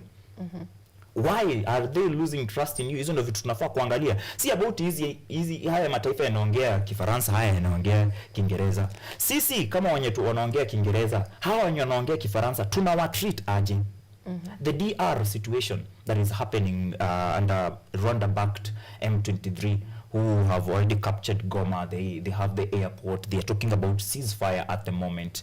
That country has the whole of Africa having its interest in it. The third sea, DR iko pale na Tanzania iko pale. Lakini wewe president of Kenya, who is the chair of EAC, when you want to broker peace between these rival groups in Congo, you call an international, a foreign country, France, to come and help us. It means we are helpless. That is why hadi sisi bado ndio tunalia that USA wametoa USAID. We don't have the funds. So if wewe huwezi kuwa kama 36-year-old mwenye anasema we don't need this French hapa hivi, we can do this on our own, we can sit down. Sisi ni watu wazima, sisi ni watu wakubwa, tuko na resources, tukae chini tuongee, tupange mambo kwa meza. Lakini wewe unataka ukue ule mtoto snitch. Yeye lazima upige yaje imanu. Huku kwetu kananuka, utasaidia wapi? That thing must anger your siblings, hata kama ni kwenyu. Wewe uende ule mtu wa daddy huyu anatufanyia. You must take charge. As EAC chair, we failed on that. We failed to take Baba there. And now the standard wanaongea, we must tame Raila. A very interesting conversation there, because it's just back. Even before the dust has settled on Raila Odinga's loss in the African Union race, a push for his appointment as Prime Minister is gaining momentum. Proponents want President Ruto to implement the NADCO report, creating in the position in the constitution. Raila's decision could reshape the political landscape ahead of 2027. This story is in page 4 and page 5 of the Standard, talking about how to tame Raila. Raila mwenye tulikuwa tumejaza kiburi. Unajua Raila angetulia kidogo angebeba hiki kitu.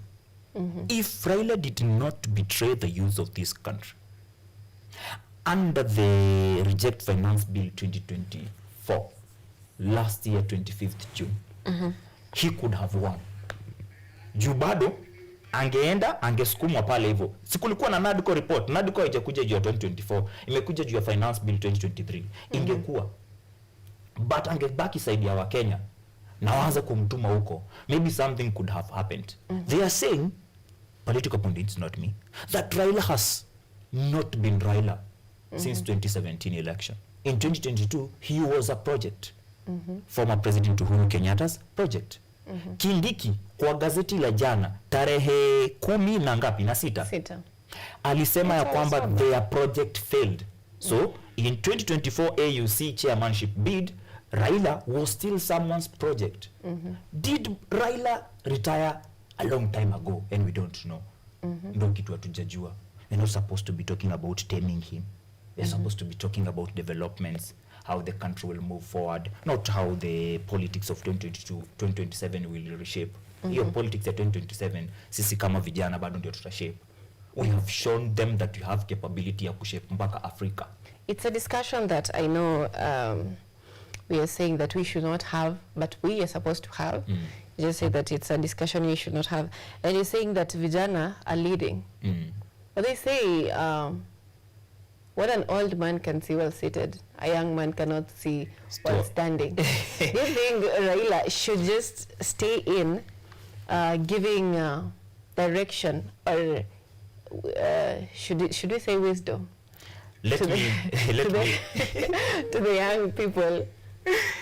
Kwanza nichinje hiyo point ndio tusioanishe. What an old man sees akiwa ameketi, kijana atakiwa amepanda mti hawezi ona. That's true. But there's something else that is also true that sitaki ifananishwe na Raila or anyone. Na ilikuwa dini ndio nilisema. Even fools grow old. It doesn't mean that wewe umeketi hapo hivyo na umezeeka uniingie niende pale na niende hapo hivyo that hapo ndio kuna our help. For how many years have you heard about the narratives of Kenya is going to Canaan? We have never reached there. So the old people don't sit in the same room with the common sense. No, they do. Ndio maana kwambia tusioanishe. Kuna watu werevu. Tuangalie kama hii kambi ya baba. Do you know kambi ya baba iko na jamaa anaitwa Professor Makau Mutua. He was a lead professional, lead lecturer, dean, School of Law in USA. How do you tell me that person ati hiyo akili yote imeisha after amekuja Kenya, amesupport baba na wakaanguka? Akili bado iko. We have a lot of bright brains in the government right now, but they are not working because shida iko kwa kichwa. You want to tell me all of a sudden that people like David Ndii are foolish? You want to tell me that all of a sudden people like Kipchumba Murkomen, who has been a stress on the youth of this country, anatumika kila mahali kufinya vijana juu inajulikana yeye anajua mambo ya vijana, that all of a sudden amekuwa a fool? You want to tell me the likes of the hummingbird Kimani Ichung'wa, a product of alliance, amekuwa mjinga? No, it's who pays the piper. He's controlling chenye piper atacheza. Which is wrong. As we are doing that, tough times ahead as principals out to hike school fees. Before we the get younger into generation hawatapata elimu, so watakuwa controlled na hawa wenye tayari tunasema ni wajinga in quotes. Na 10 years down the line, tuseme 15 years down the line, hawa watu wataenda wapi? Wewe utakuwa mjinga, utasukuma mjinga hadi kampo maybe hautaenda, but because of knowing who is who, utaingia kwa gava. That mediocrity itaendelea. Tutakuwa na a functional government of fools. Interesting, a functional government of fools. Now, still on Teming Raila Odinga, the other day, I think it was on Sunday, Deputy Governor Machakos County said that tunajua mipango ya Kenya Kwanza. Kazi yenyu ni ku-weaken the opposition. And we know that you might also be having a plan of affronting Raila Odinga. You said that Raila Odinga is a project of Kenya Kwanza. Affronting Raila Odinga as a presidential candidate to weaken the opposition. What do you think about his sentiments? They are true. They are not unfounded. Wanasema lisemwalo lipo. Kama halipo na laja. kama halipo laja. It's just, there is smoke. Where are we having smoke? Yet we have not had cases of young boys farting in public. If there is smoke, then it means there is fire somewhere. It's a plan. It could be that in 2027, President Ruto, with a tainted PR, could front Raila as a president. Ndio yeye achukue hii PM yenye wanaandikisha saa hii hivi kwa NADCO report. But haina shida. If it happens in accordance with the constitution, it's okay. What we are telling them is that Kenyans now have seen something. Na naongelea wenye ni wazee. When I'm talking about wazee, naongea kuhusu wazazi wetu, our grandparents kwenda juu. For a very long time, they thought that this man on Teming Raila is our savior. So many hopes were upon him to take us to Canaan. Which we never reached. We never reached there. He's getting old. But something else has happened.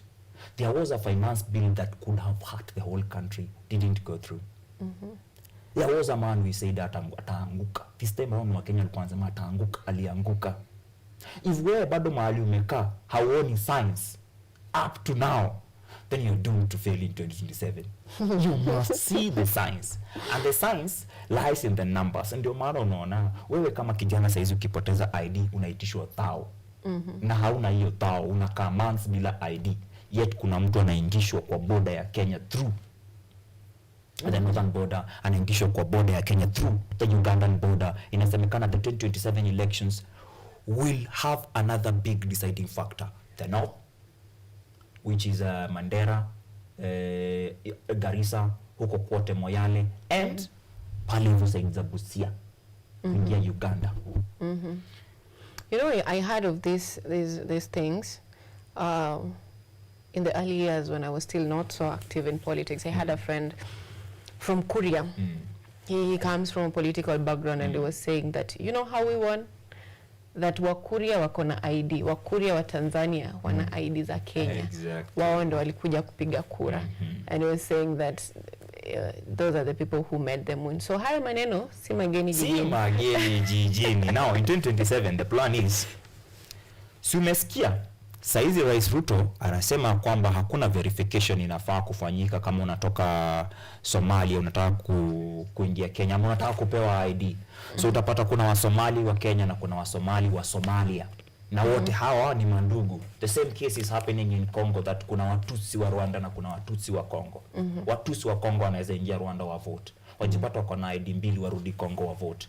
It's the same scenario yenye nataka kukreatiwa. But imagine last time hauko unajua, si ndio? Saizi unajua. So in 2027 hata wewe mwenyewe unakaa ukijua ukairada. The presidency could go because also before we move to another discussion on education, Murkomen, is it Murkomen? There's also a push for elections to be done by national IDs rather than the voters card. So it is a question mark on 2027. Now let's move to this interesting story. It's both on the Daily Nation and the Standard. Tough times ahead as principals out to hike school fees. It's as if it's not enough because parents are already crying that school fees is high. The other day ulikuwa so emotional hapa nikisema about bursaries and education should be a right.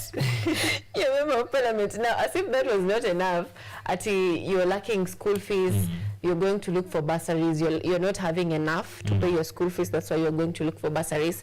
Now, principals want fees to be increased. And because I'm coming from a background of teachers, I will say makosa si yao.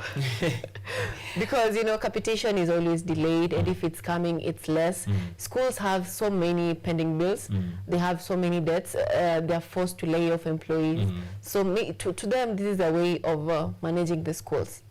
What do you think about this move by principals? Stakeholders ni nani? For example, tuongelele grade PP2. Tena niongee kwanza PP2 juu mimi ni mzazi, nilikuwa PP2, saizi niko grade 1.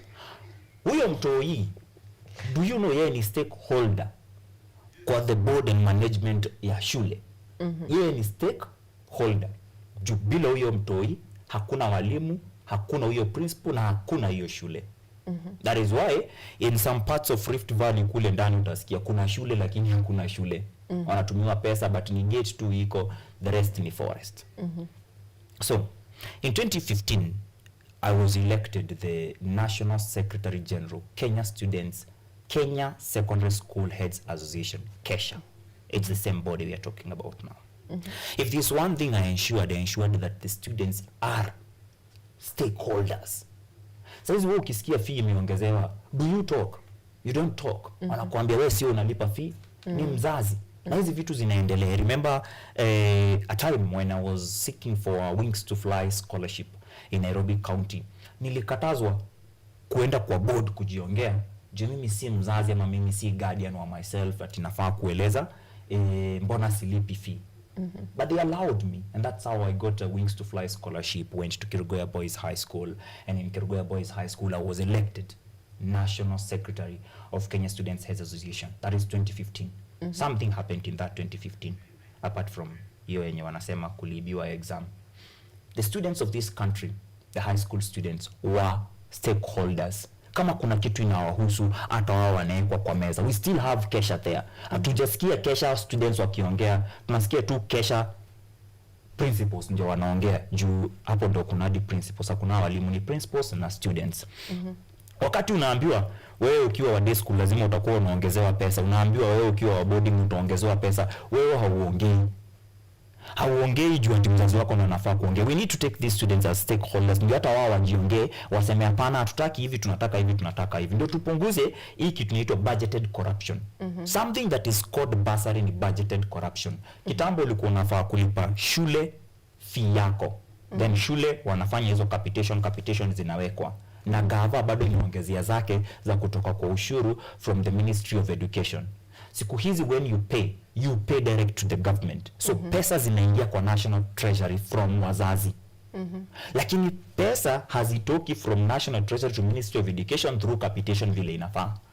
It's budgeted corruption.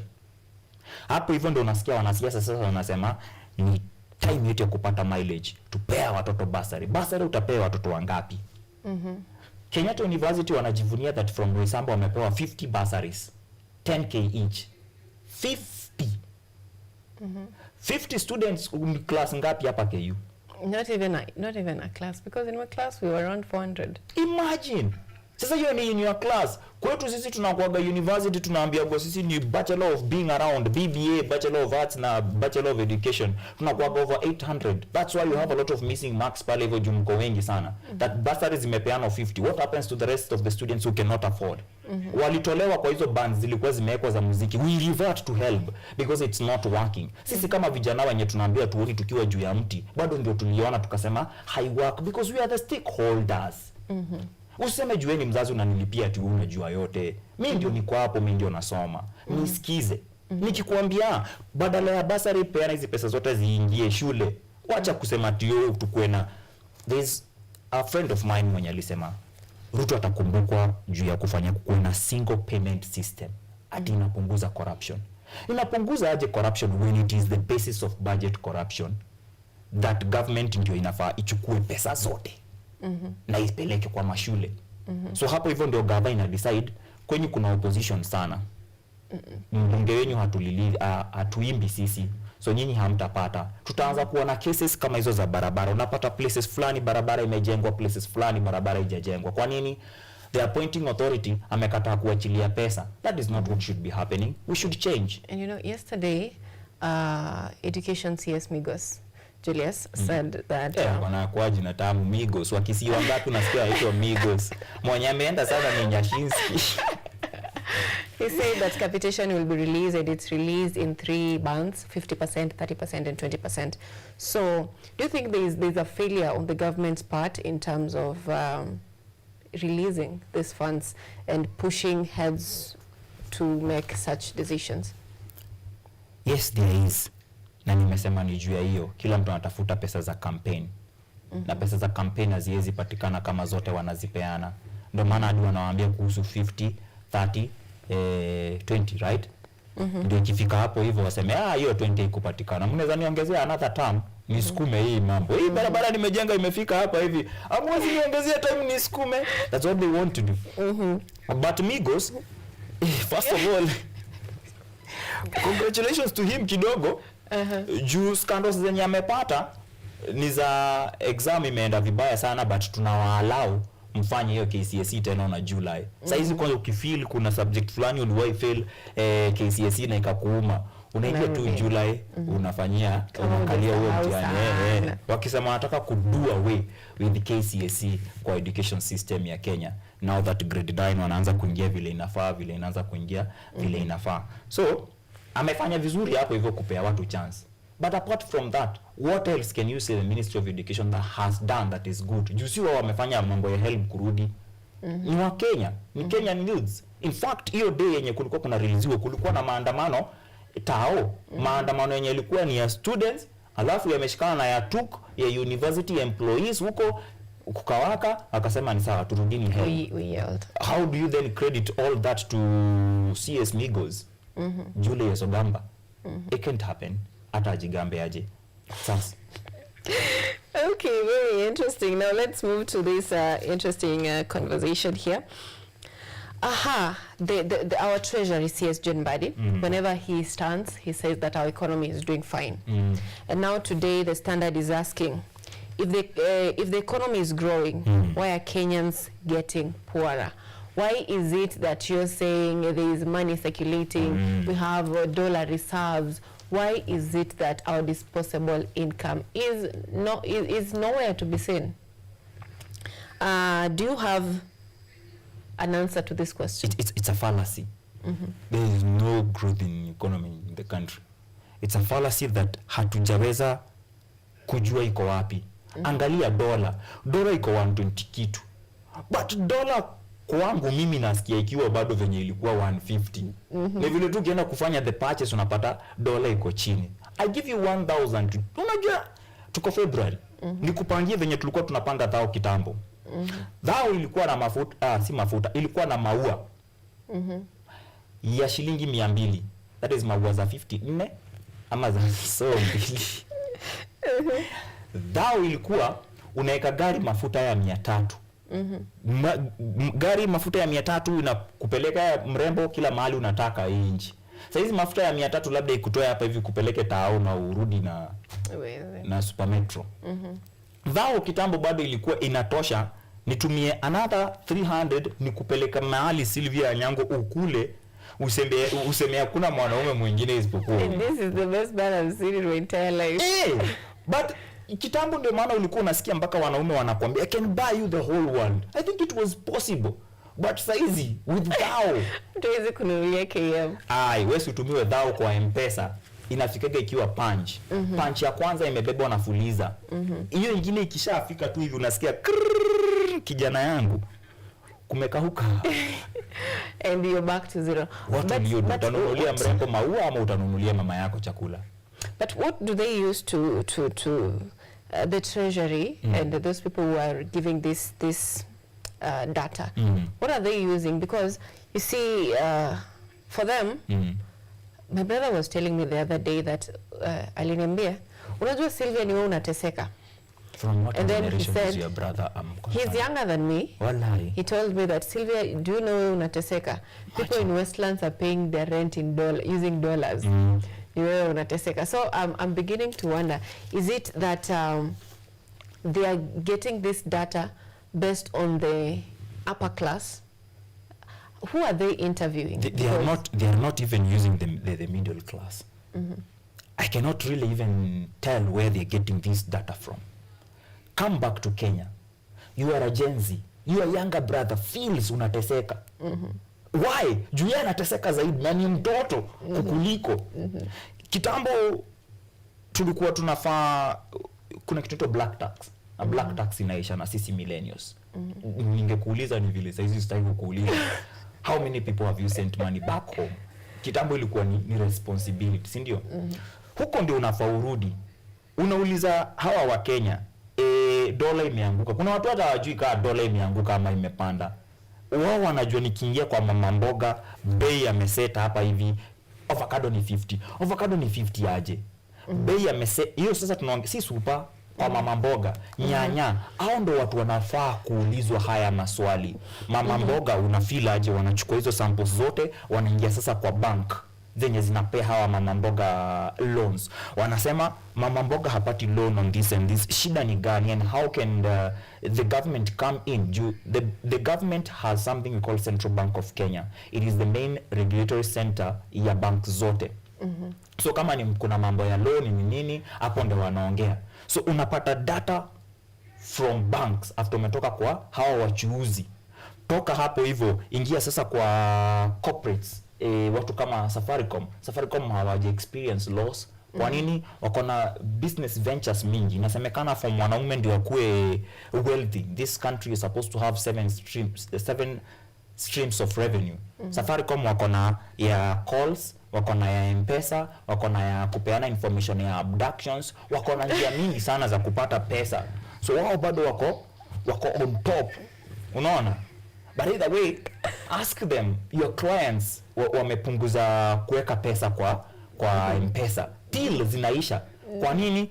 Juu the government sasa imeshika till. Till yako ikipitia Bob, lazima hakuna wewe kuweka ati inaitwa ile ya KRA. Nimetoka kuongea na Monica. Nil returns. Huwezi file nil returns kama uko na till. Aje na till si eti ni business inapiga. Ijaanza kuingisha biashara. So Safaricom wao wako pale wanaulizwa haya maswali. Go back to the consumers of Kenyan products. Waulize am afford kahawa wadau kunaenda aje? Kahawa inapanda hapa na hapa. Imagine kahawa ni 800. Kahawa yenye bones za kahawa ni hapa Kenya. Sisi ndio tuna export tunapeleka nje. Yaani wanaenda wana process wanarudisha Kenya. Inakuwa 800. Aje? Yetu wewe ukienda kuchuna kahawa, sijui kama umeenda kuchuna kahawa, but samaki najua Sisi wa kahawa. Sisi wa kahawa tulikuwa tunapewa 30 bob kwa debe. Umechuna whole day unapewa 30 bob. Alafu ukienda kukaa chini ukunywe hiyo kahawa home, ni 800 kama una 800 au nini. Focus about that, na tutakuwa na data yenye inaonyesha, na sasa hapo hivyo wanaweza tumia hiyo data yenye ni raw kujua uchumi wetu kama unapanda ama unashuka. Otherwise, kama Mbadi ataendelea hata aingie Twitter. Twitter akiingia anaingiaga kuangalia ule mdema anasema aje kumhusu. Na siku hizi mdema amekuwa so occupied into Maverick Aoko. Hatupei search tea. Hakuna tea siku hizi. Ni politics. There is no day tutasikia Mbadi siku hizi amefanya nini, nimemiss treasury venye nilikuwa nimemiss bunge. Such conversations aziko. Juu hata yeye akiingia Twitter anaingia kuangalia what is petty. We're just looking for petty issues and ways of managing. But we know one thing, all this can change. Shida iko kwa kichwa. Sure. And it's not just kwa kichwa. Monica was here before and she told us that the problem is about our governance and our leaders are not having the interest of the people at heart. That's why there's so much interest in lending. Money is not circulating. And technically, businesses are crippled because of our policies. Money cannot circulate when you loot cash from your government coffers and invest outside the country. That is a very primitive idea. I envy the Indian community of this country because at one point bado wao hufanya their transactions in rupee na inarudi kwao back to their country. But hapa Kenya the political class after wameiba hizo pesa hawazirudishi kwa uchumi, wanazipeleka nje. You ever heard of Panama? Ina happen hadi saa hizi, na sasa Panama iko na other players except wenye tulikuwa tunajua kama Uhuru Kenyatta through the Pandora's box. Hawa watu wanapeleka hizi pesa wapi? Kila time tunasema mtu kama Waitito ameiba over 500 million. Not just Waitito, we also have another one on the Business Daily. Former Cusco boss Toto wanted for theft. He surrenders. Wanapeleka wapi hizo pesa? Hizo pesa zingekuwa zinarudi kwa uchumi wa Kenya, tungekuwa tuna feel hizo vitu. It is 82.8 million through bogus land deal. Imagine, nikupe example moja na nisikuwe quoted ya pesa zimewaibiwa na zikatumika Kenya. In the year 2012, 2013, 2014, we had the CS for devolution. 2013, yeah. Alikuwa anaitwa the current governor wa Kirinyaga, Anno Iguru. Honorable Iguru waliingia NYS wakalut pesa zake alizipeleka Kirinyaga and she became a governor in the year 2017. That was big. I remember I heard about NYS scandal and I was still the NYS scandal. So hizi scandals zingine zote hizo pesa zinaenda wapi? Zingekuwa zinarudi Kenya ungekuwa na feel. Imagine mtu ameiba 500 million in Nairobi na azi drop kwa hiyo economy. Utafeel whether uko related whether hauko related, utafeel kuna mtu amemwaga bilioni zake hapa hivi. What we have ni a country yenye inachukua tu pesa. Jana kwa gazeti tulikuwa tunasoma kuhusu 10 counties that have been listed in the list of shame. Nairobi iko hapo hivyo ya kwanza. I feel so bad with 10% pale hivyo that they're using less than 30% kwa development. But ikikam kwa revenue allocation, collection, wanachukua over 12 billion per day. Zinaenda wapi? Unaona? Zitumiki hapa Kenya. Tuunde uchumi wetu, tuache kudanganya watu uchumi uko sawa, yet hauko sawa. And as we conclude, because muda unatupa kisogo, we have a big story on the Business Day. Unatumia Kiswahili. Kiswahili kitukuzwe. Hadi kisogo usha. Kiswahili kitukuzwe. 33 billion Kenyan contracts grants asked in USAID purge. This is a discussion that we are having with Maureen this morning. So maybe just to add on what she said this morning, because she said that we have the ability as a country to contain ourselves. We have resources, we have the personnel, we have everything it takes. The only problem is that we have misplaced priorities when it comes to our budgeting. And that's why this abrupt cut of grants. It is 32.5 billion of that in total, but 28.36 billion is on contracts, and 4.2 billion is on grants. So it's a total of 32.5. So what do you think about our country and how we depend on other nations? What different can we do? How can we manage ourselves as a country on our own? I'm proud we're having this conversation, Sahi. I'm proud that we are talking about USAID, UK aid, and all of these institutions that have been helping us as a country. I hear EU pia wao wanataka kucut their fundings and grants to Africa. And I think it should happen. We challenge ourselves. Sisi ndio tuko na resources. Sisi ndio tuko na gold. Sisi ndio tuko na mafuta. Sisi ndio tuko na kila kitu. But pia Waarabu wako na mafuta. But sisi ndio tuko na hizi resources zote. And what do we get from the international community for all that? Grants. Fundings zenye kesho wanaweza amka wasemea tuwapei. Where do they get this money? Unajua kitambo nilikuwa nasema USAID ni United States na AIDS ile ya HIV. Pesa mingi nilikuwa najua zao zinaendaga zina kwa mambo ya HIV, sijui communicable disease and all that. Then you come to learn it's United States Agency for International Development. Meaning they have interests kwa sisi, but our own country haina interest kwa sisi.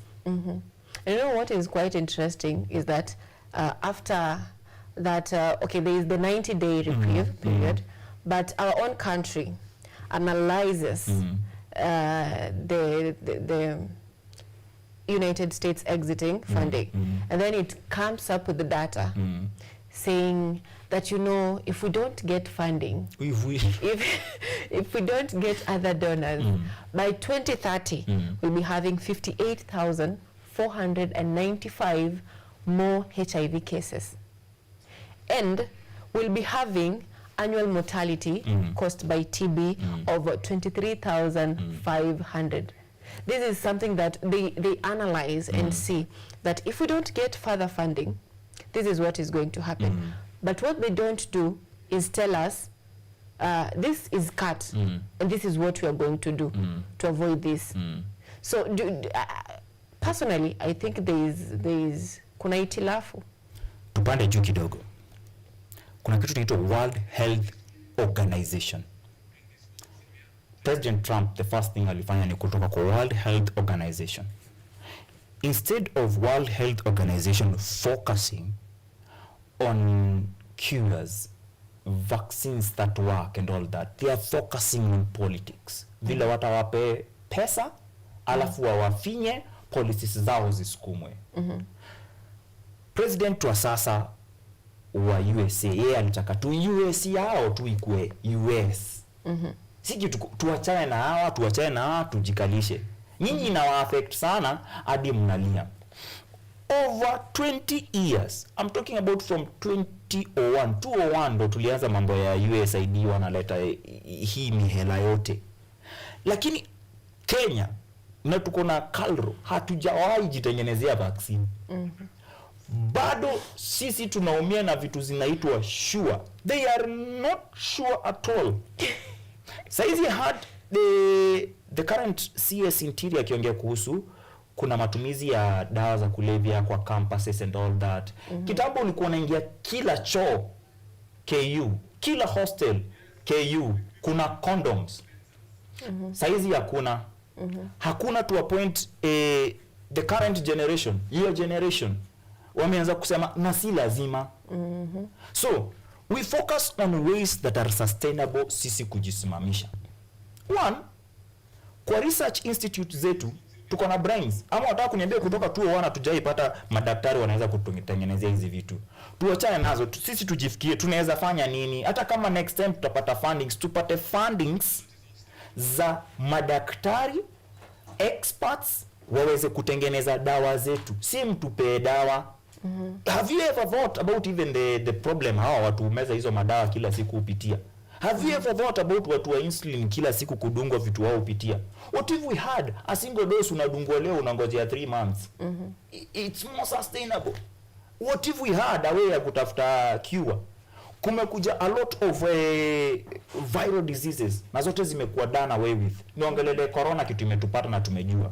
Mpox bado ikushtui lakini unasikia kuna 41 cases. Juu unajua it's a passing cloud. Watakuja wakule do siku 2-3 iishe. Kukuwe na COVID billionaires, Mpox billionaires ndio tunangoja sasa na to move on. Then hizo pesa zikikatwa tuanze kulia. Sisi wenyewe tuko na nguvu. Tuingie tujitengenezee. Madaktari wetu waache kumaliza kusoma waende country za nje. Our nurses wanamaliza wakifikiria vile watafly. All these talents tunapoteza. Tunabaki na wale wenye tulisema mjinga anayejua nani aingie kwa gava tufanyie kazi. Very interesting. And talking of that, you talked of Makau Wamtua. He's a Kenyan American professor at the Sunny Buffalo School of Law. And was the dean from 2008 to 2014. Now our time is really up. Just as before we conclude, please give us a parting shot, and Ojwang, please make it less than a minute. Less than a minute. I'd like first of all to take this chance to say something yenye tujasema that Azimio wanaenda kuhave leo committees zina change. So for every committee yenye chairperson ni wa Kenya Kwanza, the vice anakuwa ni wa ODM. Azimio ODM ndo wanapewa so that they can implement the NADCO report, Baba akuwe prime minister. Kenyans don't need all that at the moment.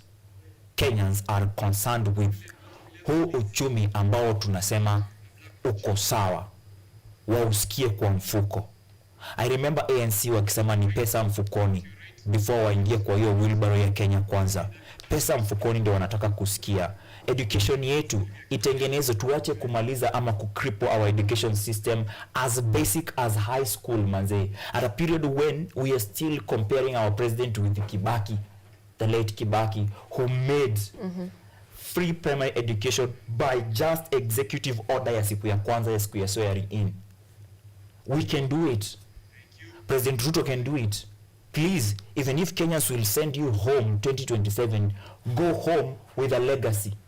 Isikue legacy ni hiyo moja ya 25th June 2024. Na tuungane sote.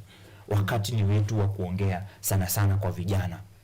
We the youth are the majority of this country, but we are still the most marginalized, the minority. We are considered minority, yet we are the majority. We can do something if we get united.